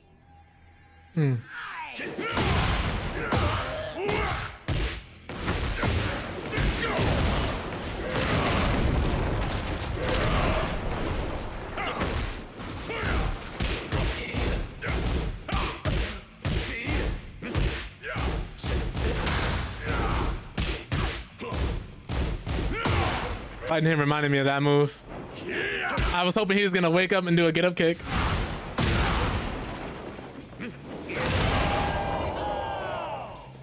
Oh, one. Victory!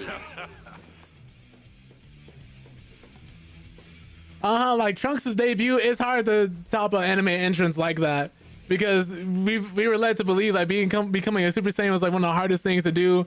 It's legendary, it's a fabled thing. Frieza's scared of them, and then here you have this random Super Saiyan to just come out of nowhere, duff Frieza in the first 10 seconds of seeing him and his dad in front of Goku's whole crew, and then like making it look easy.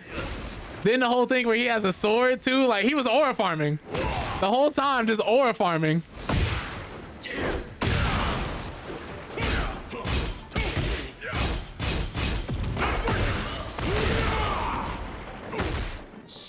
Oh my god, he just did it again, huh?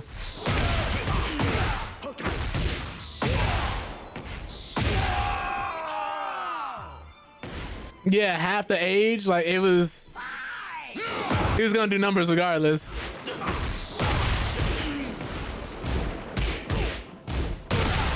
He's been doing that all game. I haven't abducted yet. Good lord.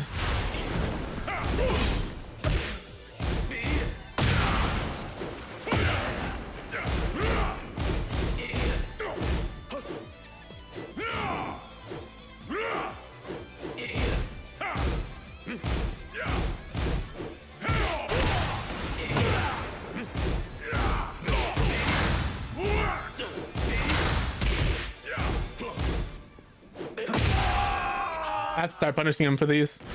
I don't need to do anything too crazy either.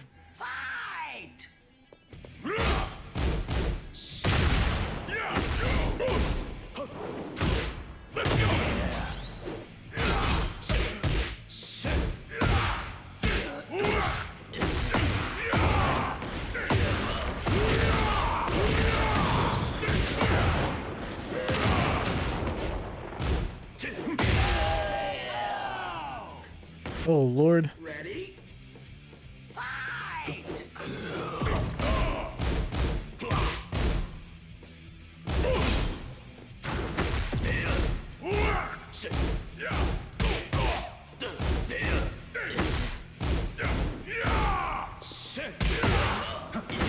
You can react to that. You can react to that. I also play Dragunov, unfortunately.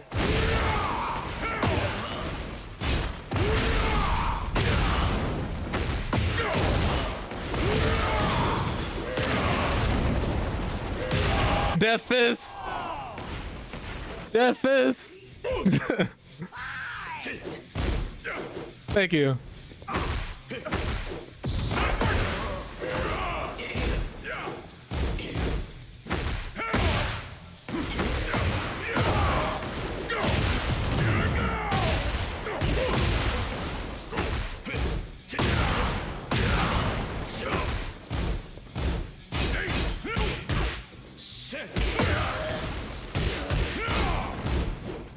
I figured since he got hit for the last time, he might go for it again. Victory! Good juice.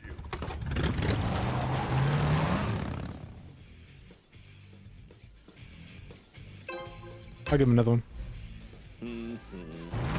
Get ready. Fight!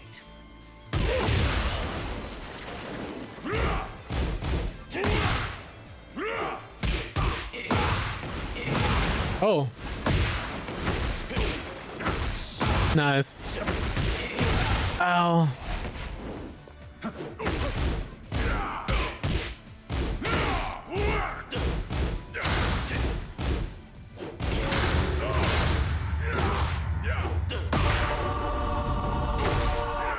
If his legs weren't so long. Ah, I pressed 1+2 instead of 1. Get ready. Ooh, levelist. Oh, he just did that, huh?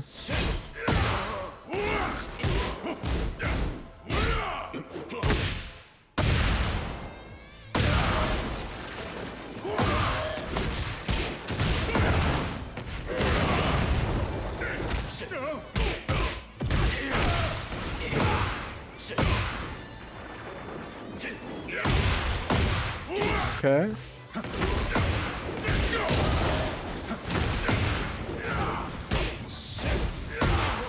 He is really intent on making that work. He is really intent on making that work. Ready? Fight! Ah, armor didn't come out fast enough. I knew it was coming. Nice. That's gonna hurt.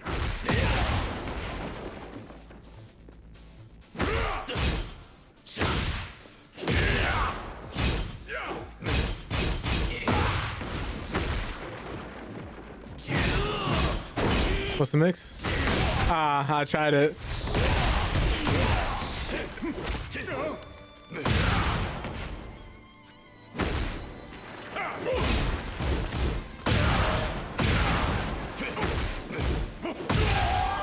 Okay. Get ready. Fight!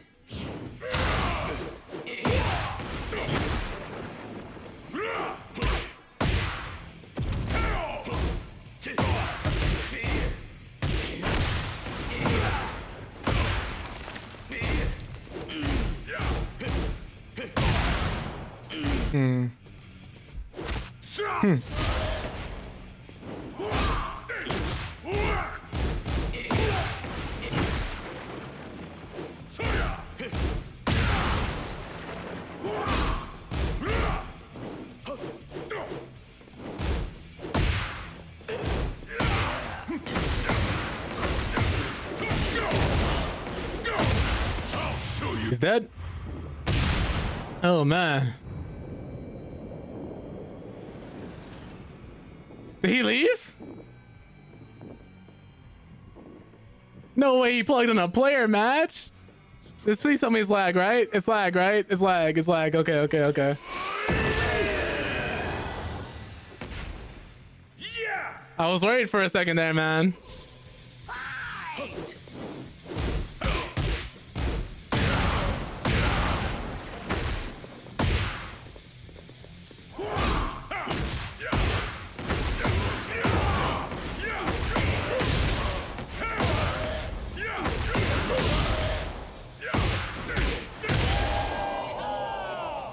GG's.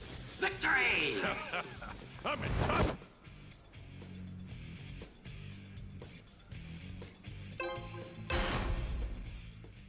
Oh yeah, babe. GG's. Let me see if I can find a rank match now. So I would keep playing them, but unfortunately, don't have as much time as I would like.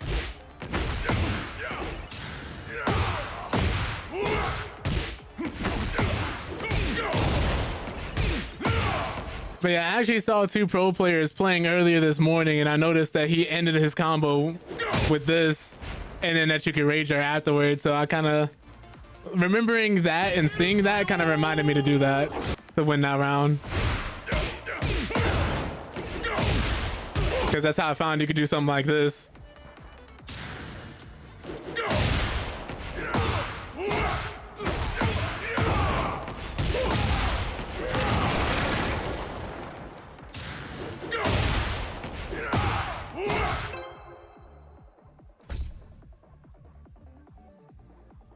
Here's hoping the Wi-Fi ain't too bad.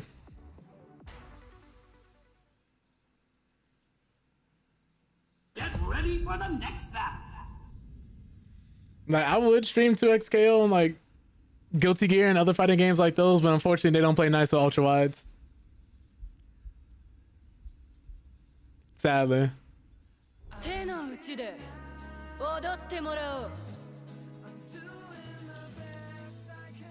Get ready. Fight!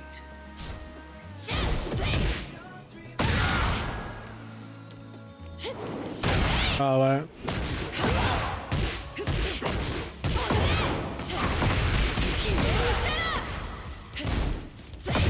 Oh man. Reyna rush down. I gotta be careful.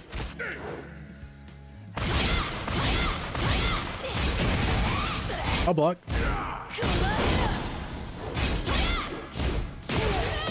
She finally got me. That was a lot. I could have sidestepped too, though. Get ready.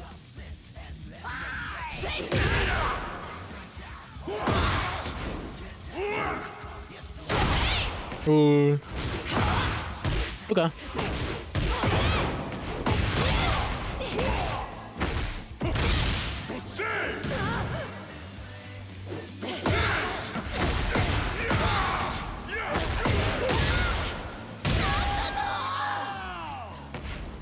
Get ready.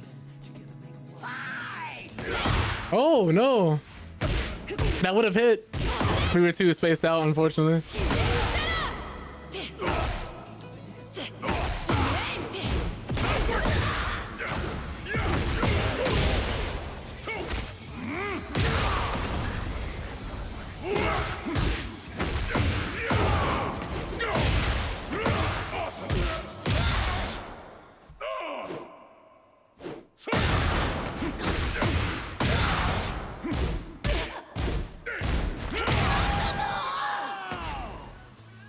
Get ready.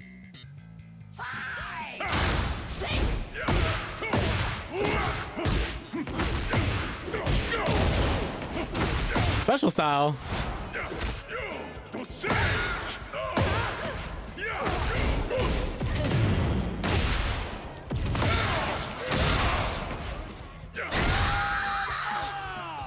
All right.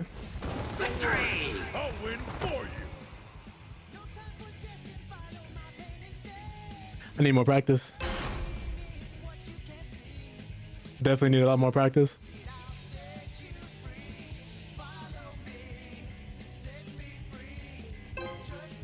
Oof. They were really rushing me down a lot in the beginning. They had me that first round. I think if they would play more like that, like smothering, that'd been fine. But I decided to rush them down instead and just use a few more things. I kind of got lucky there.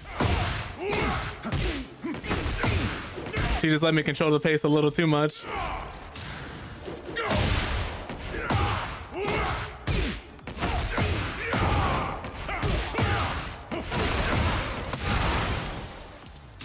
I think a lot of people aren't going to come back until that season 3 patch hits, though. Like Armor King, he's one of my favorite characters, so I'm definitely going to be playing him. And a new character would definitely bring some people back, no doubt. But I think a large portion of the community are looking for that season 3 patch.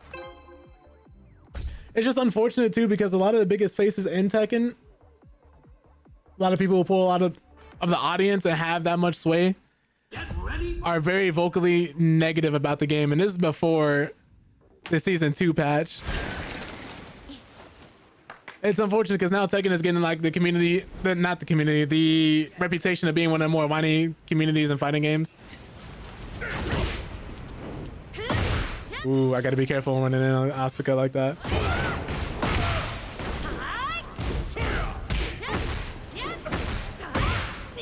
Okay, mash. Okay. That's gonna hurt.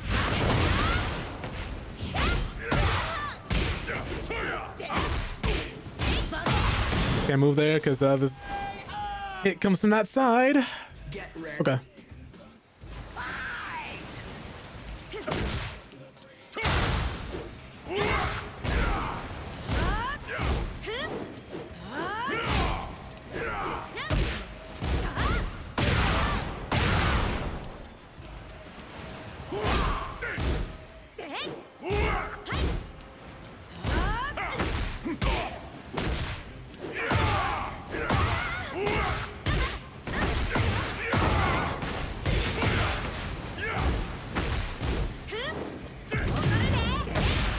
Immediate heat smash? No? Cans. That's launch punish Boston. Do not.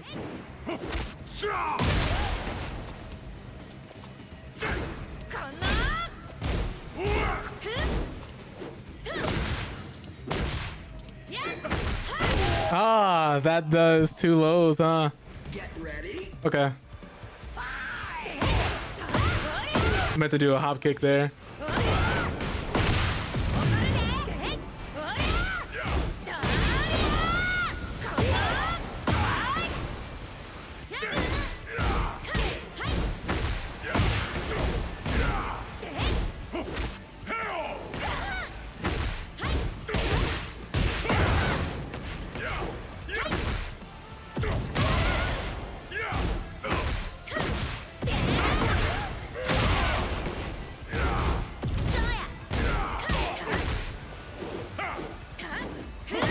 Ah, yep. I gave away what I wanted to do. I have to play this slower. I don't go against too many Asukas either, so it's very hard to like find one to play against consistently. Get ready for the next battle.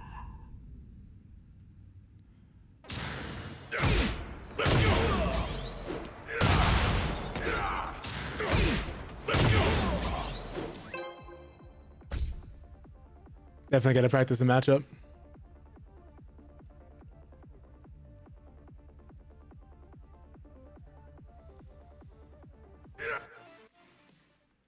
Get ready for the next battle. I think this is the king we fought earlier.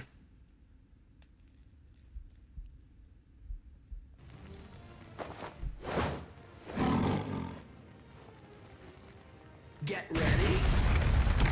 Fight!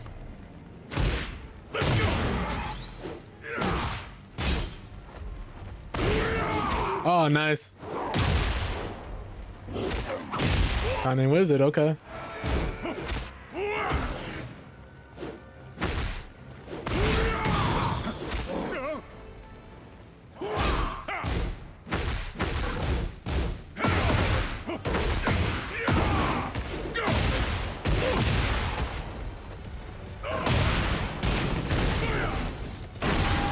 He just put his controller down at the end there. Get ready.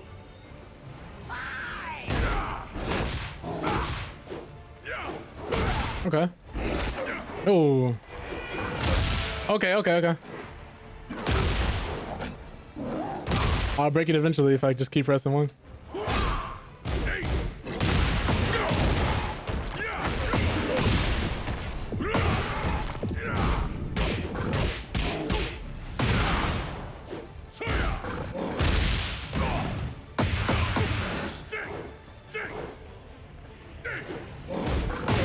Angle slam, no! Ah. Okay. So he's spacing me out and then going for those. Good to know.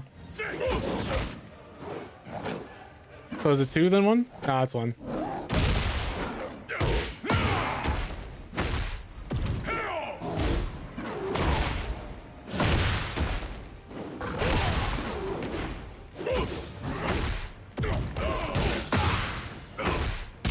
I'm getting flustered.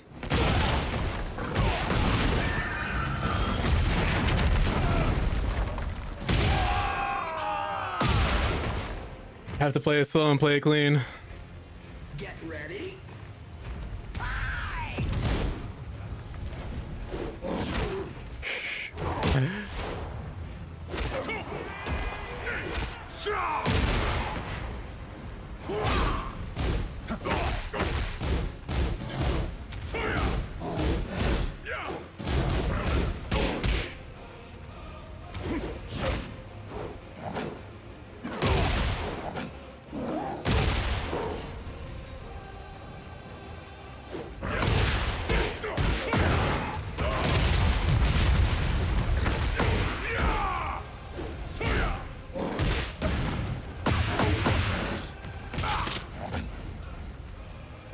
Okay.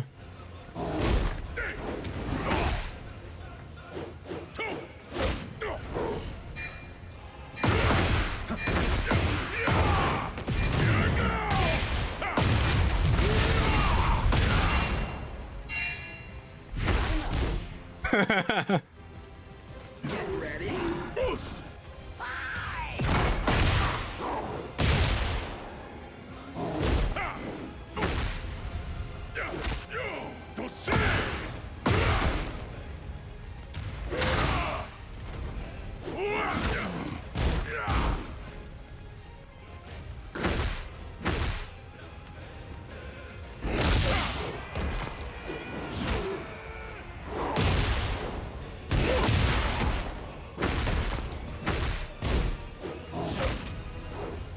Okay.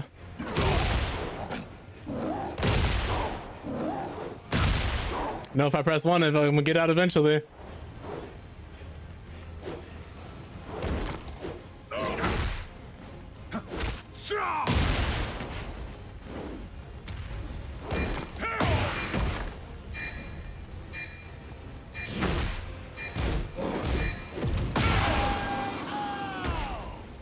Hey, hey, hey. I felt so weird to play. Let's rematch him and see what happens. Will he rematch? Okay. He's coming up with a new scheme and ways to rob me. Get ready. Armor start. Okay, good to know. I'm gonna do it again.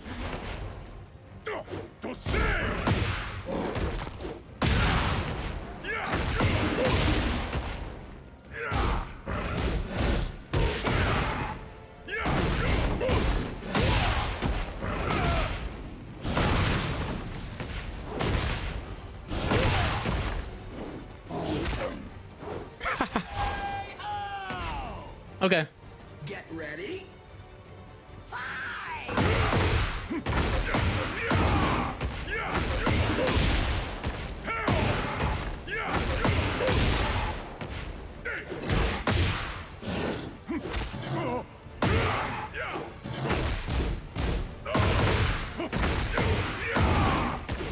I know that's negative.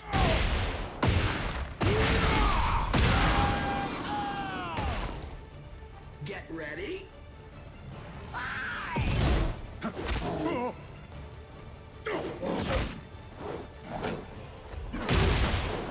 Oh, okay.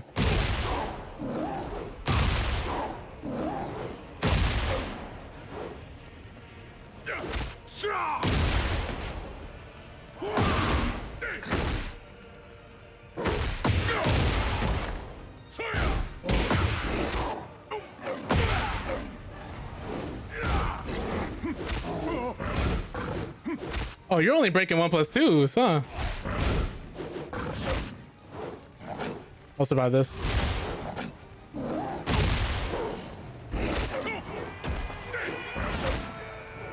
Oof.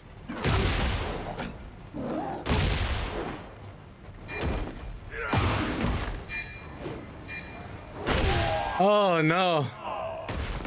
I had it. Okay. Get ready.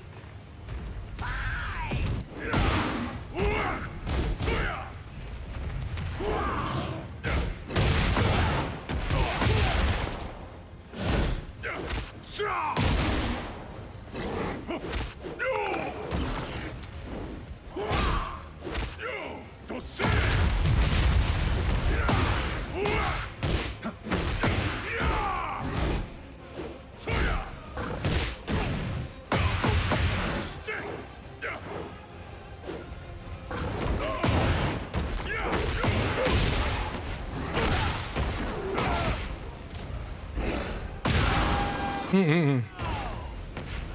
Get ready. Boost.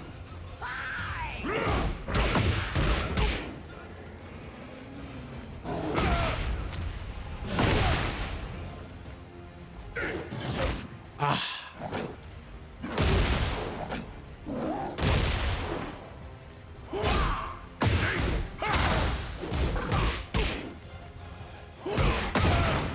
Ooh.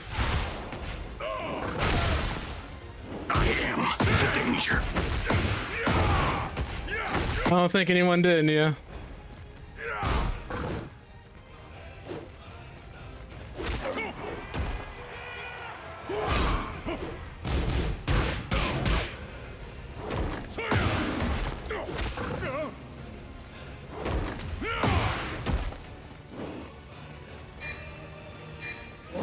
Oh.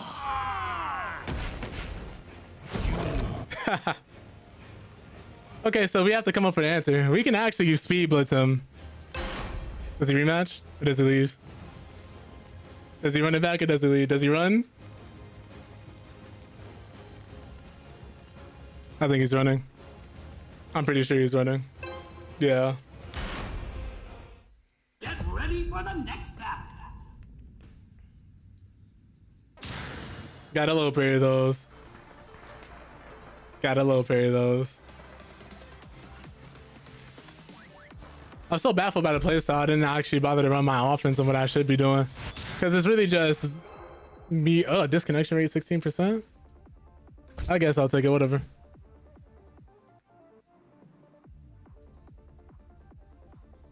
I guess they don't want to play.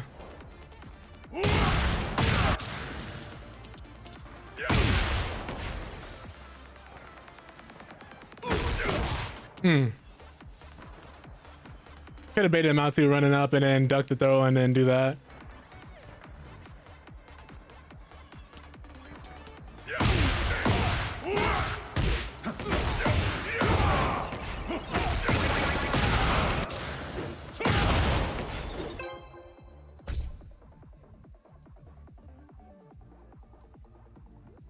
Let's see who we're going against.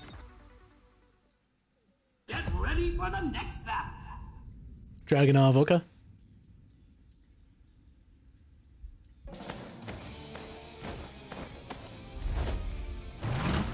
Get ready.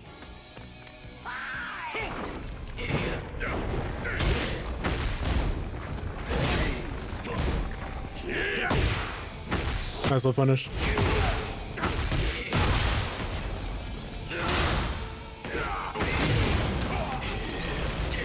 Gotta be very careful.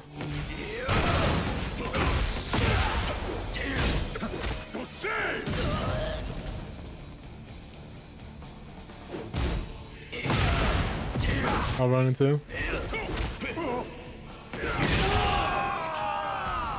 Yeah, I can't just do that. That's not a get out of jail free card.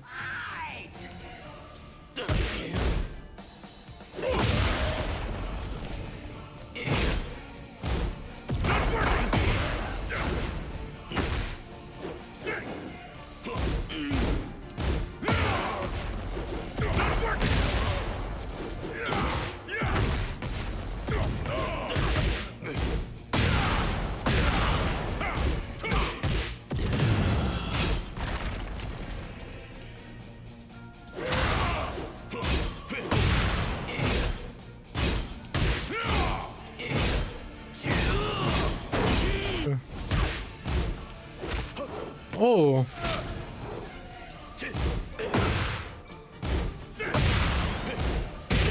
Whew. This is who you're trying to make it happen. Ready?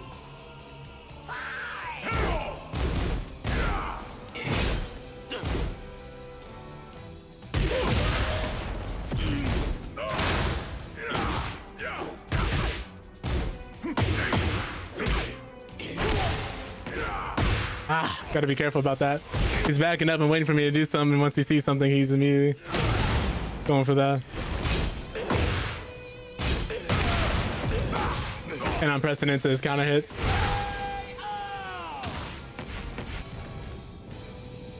Okay. Get ready.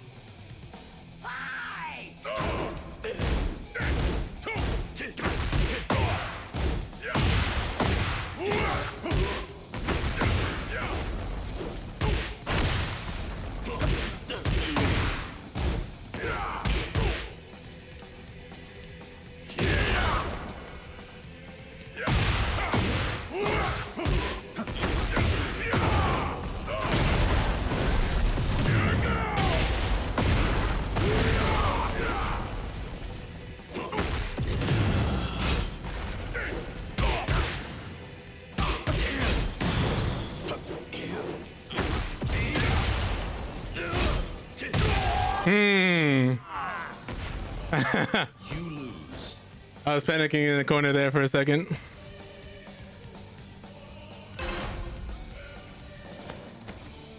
Get ready.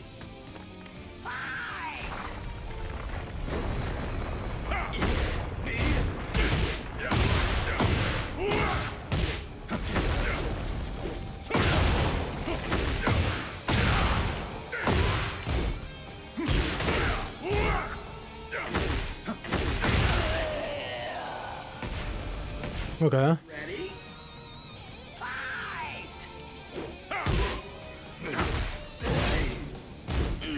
Why did I keep pressing into that?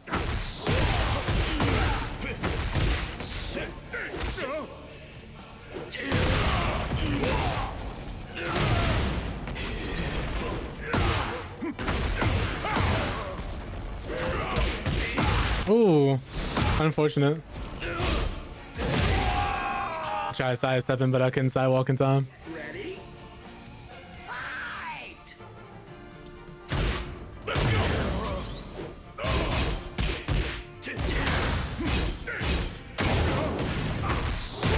sidestep low parry, huh? I was not expecting that.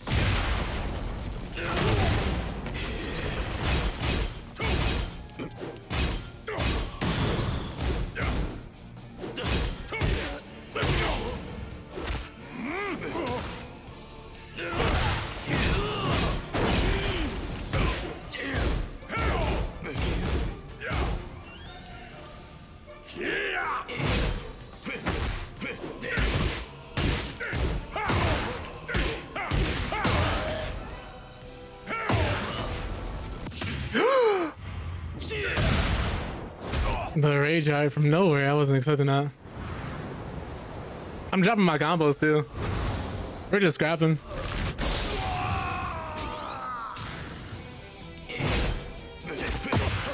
Nice.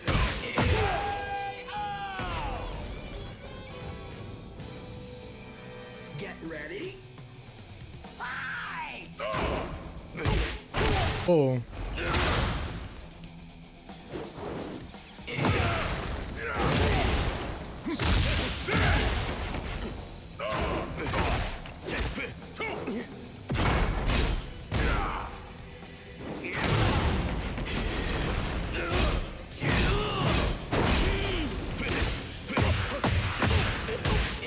That four splats too? Didn't know. GG's. Whew.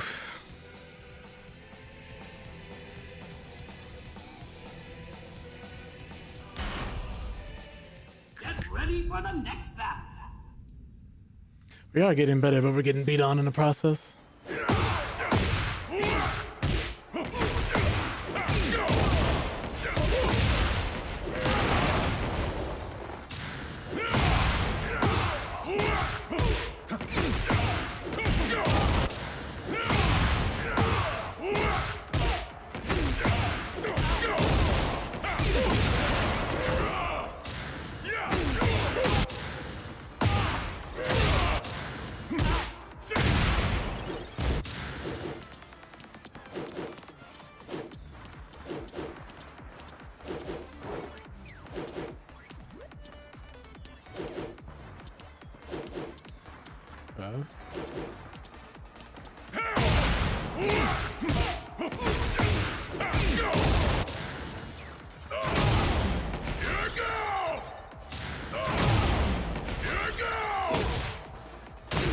Okay, so that doesn't launch there.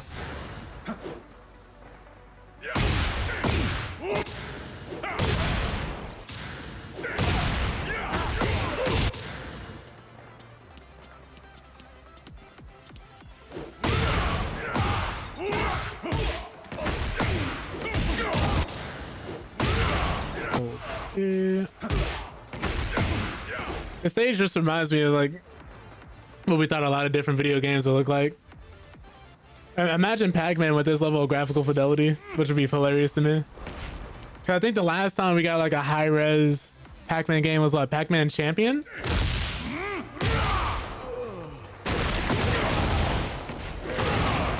Not sure though, not sure though.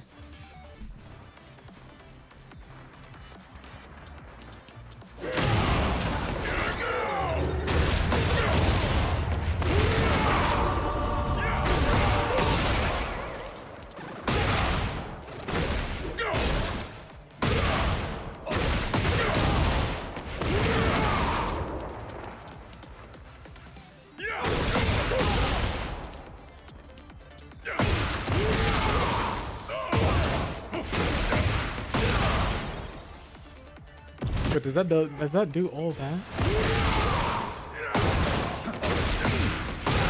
Jesus.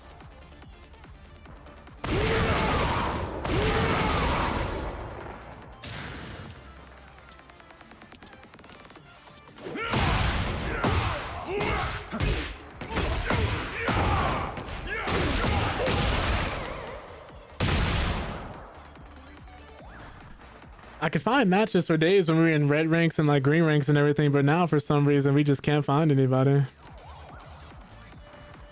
Kind of weird.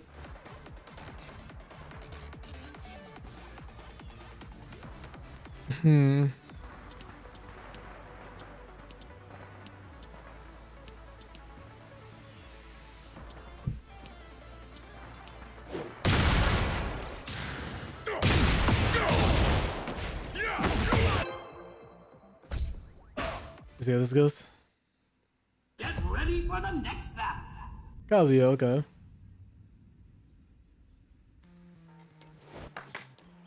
Get ready. Fight! Oh, immediate electrics, okay.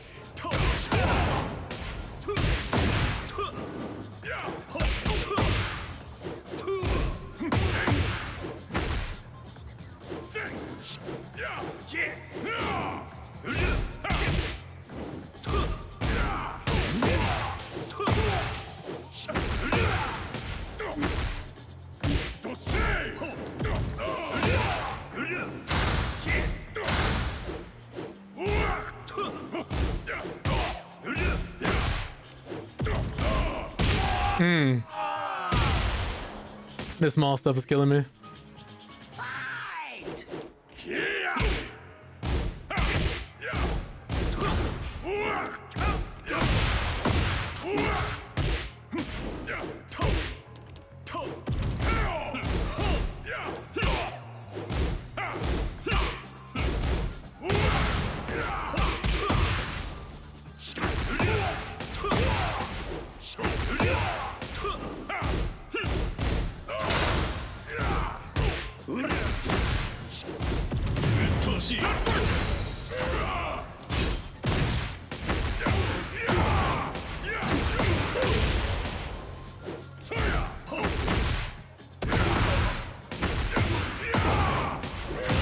Oof. Get ready. Fight!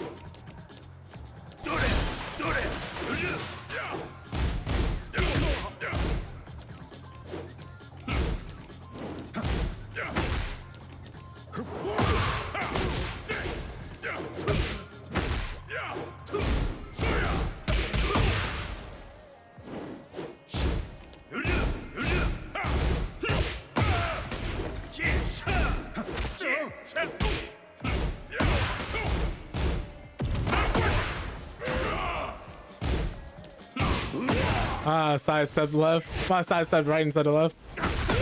Actually, no, I think that was the right goal. It's just the tracking on that.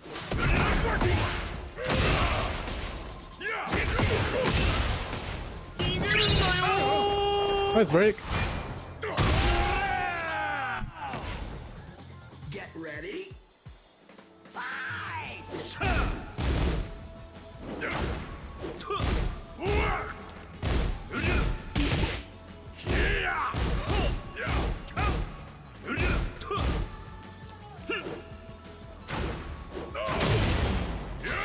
Easy block low.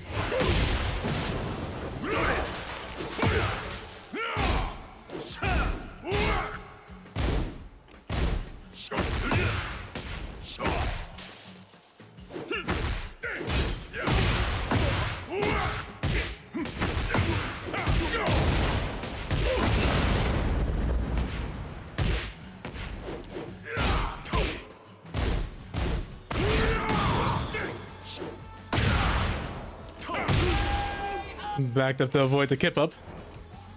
Jesus. I mean, I'm just slugging it out right now.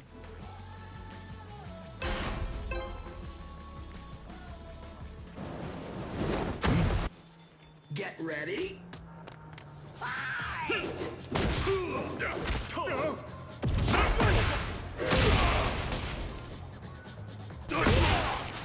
Nice. GameStop trade, unfortunate.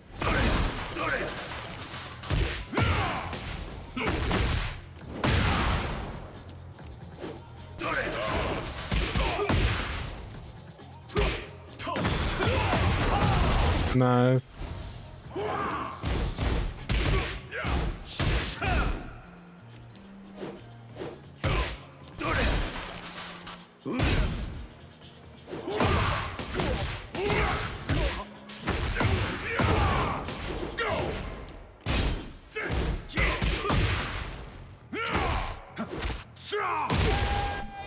I should have been game. I should have just rage arted.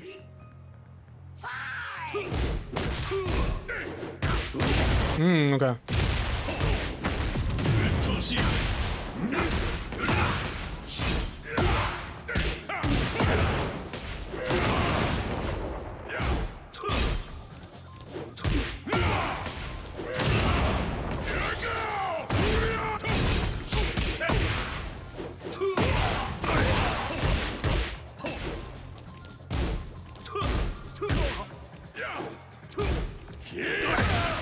Nice.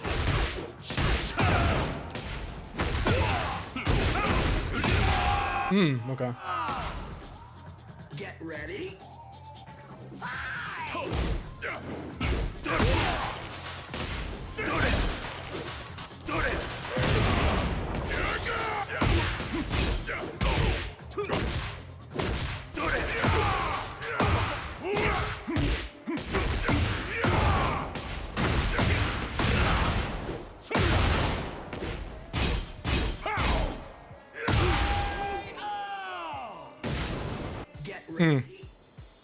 Goodness.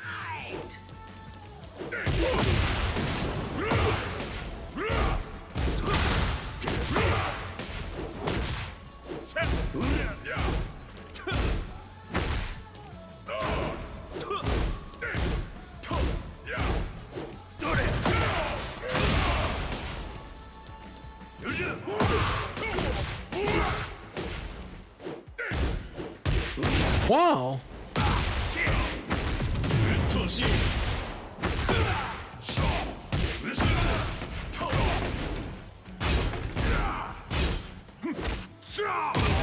Ooh, that was close. GG's.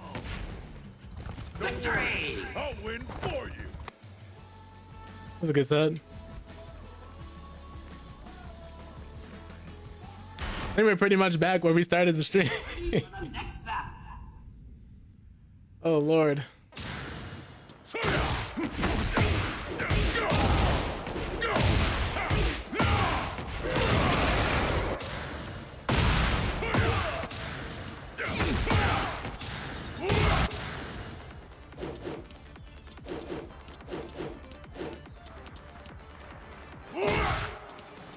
I've been using the tracking moves a lot more, so people have been trying to sidestep me and get out the way. I've been hitting more. So that's been cool.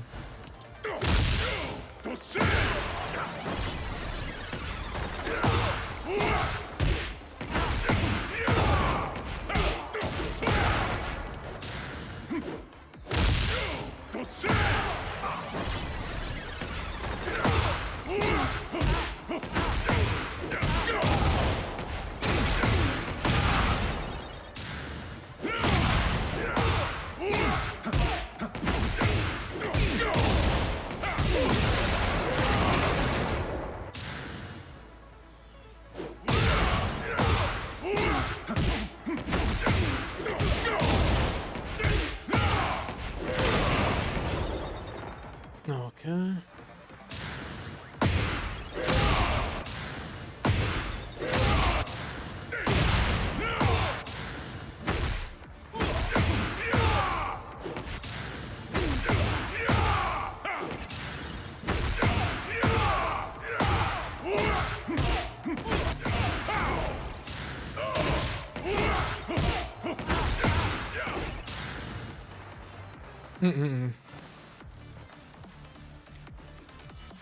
She might not be able to find another game.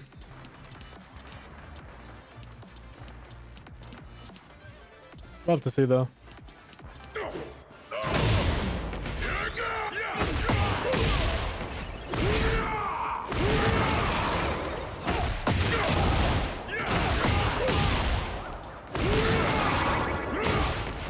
Oops.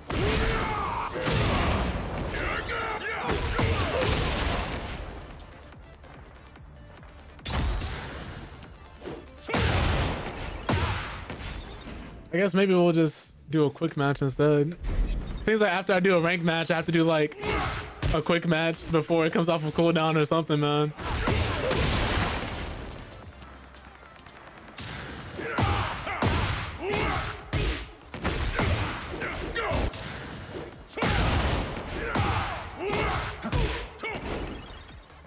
This is like one of my favorite stages in the game though. So luckily it looks so good, man, because they're gonna charge people what, $6, $7 for it? It's gotta be good.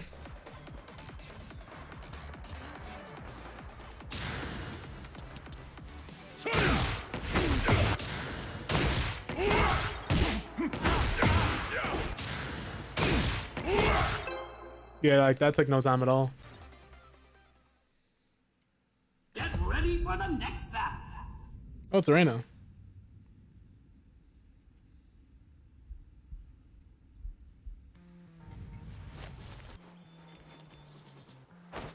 Get ready. I like this custom. Ooh.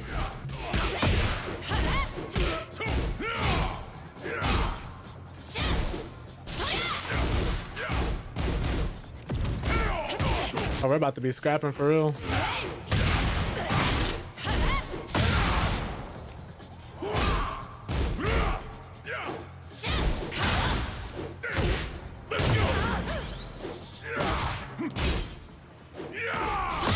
Nice, she was waiting.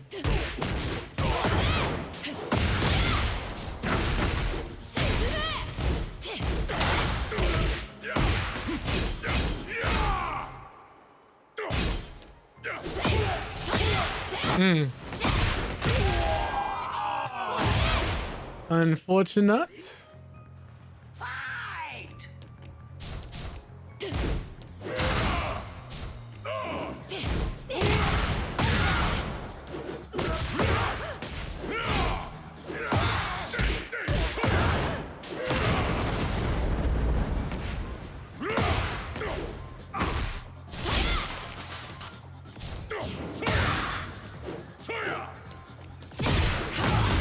Ooh.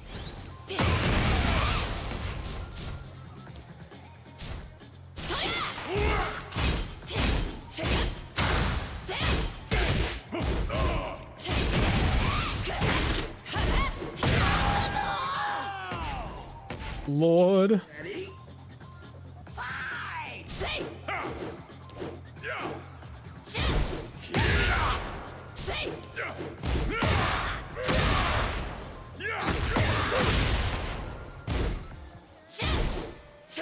Nice. Oh no. Put me down. Oh God.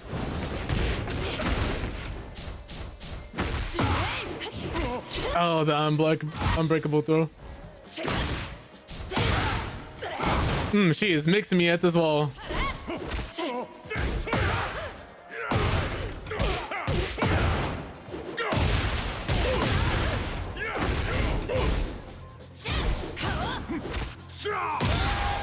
Jesus. Get ready.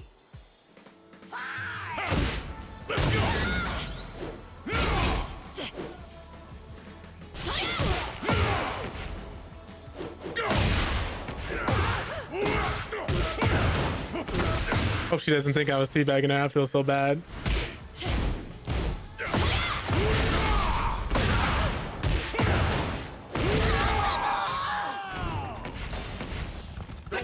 Nice. So again, she's pretty good. I think that's a sign. I think that's a sign.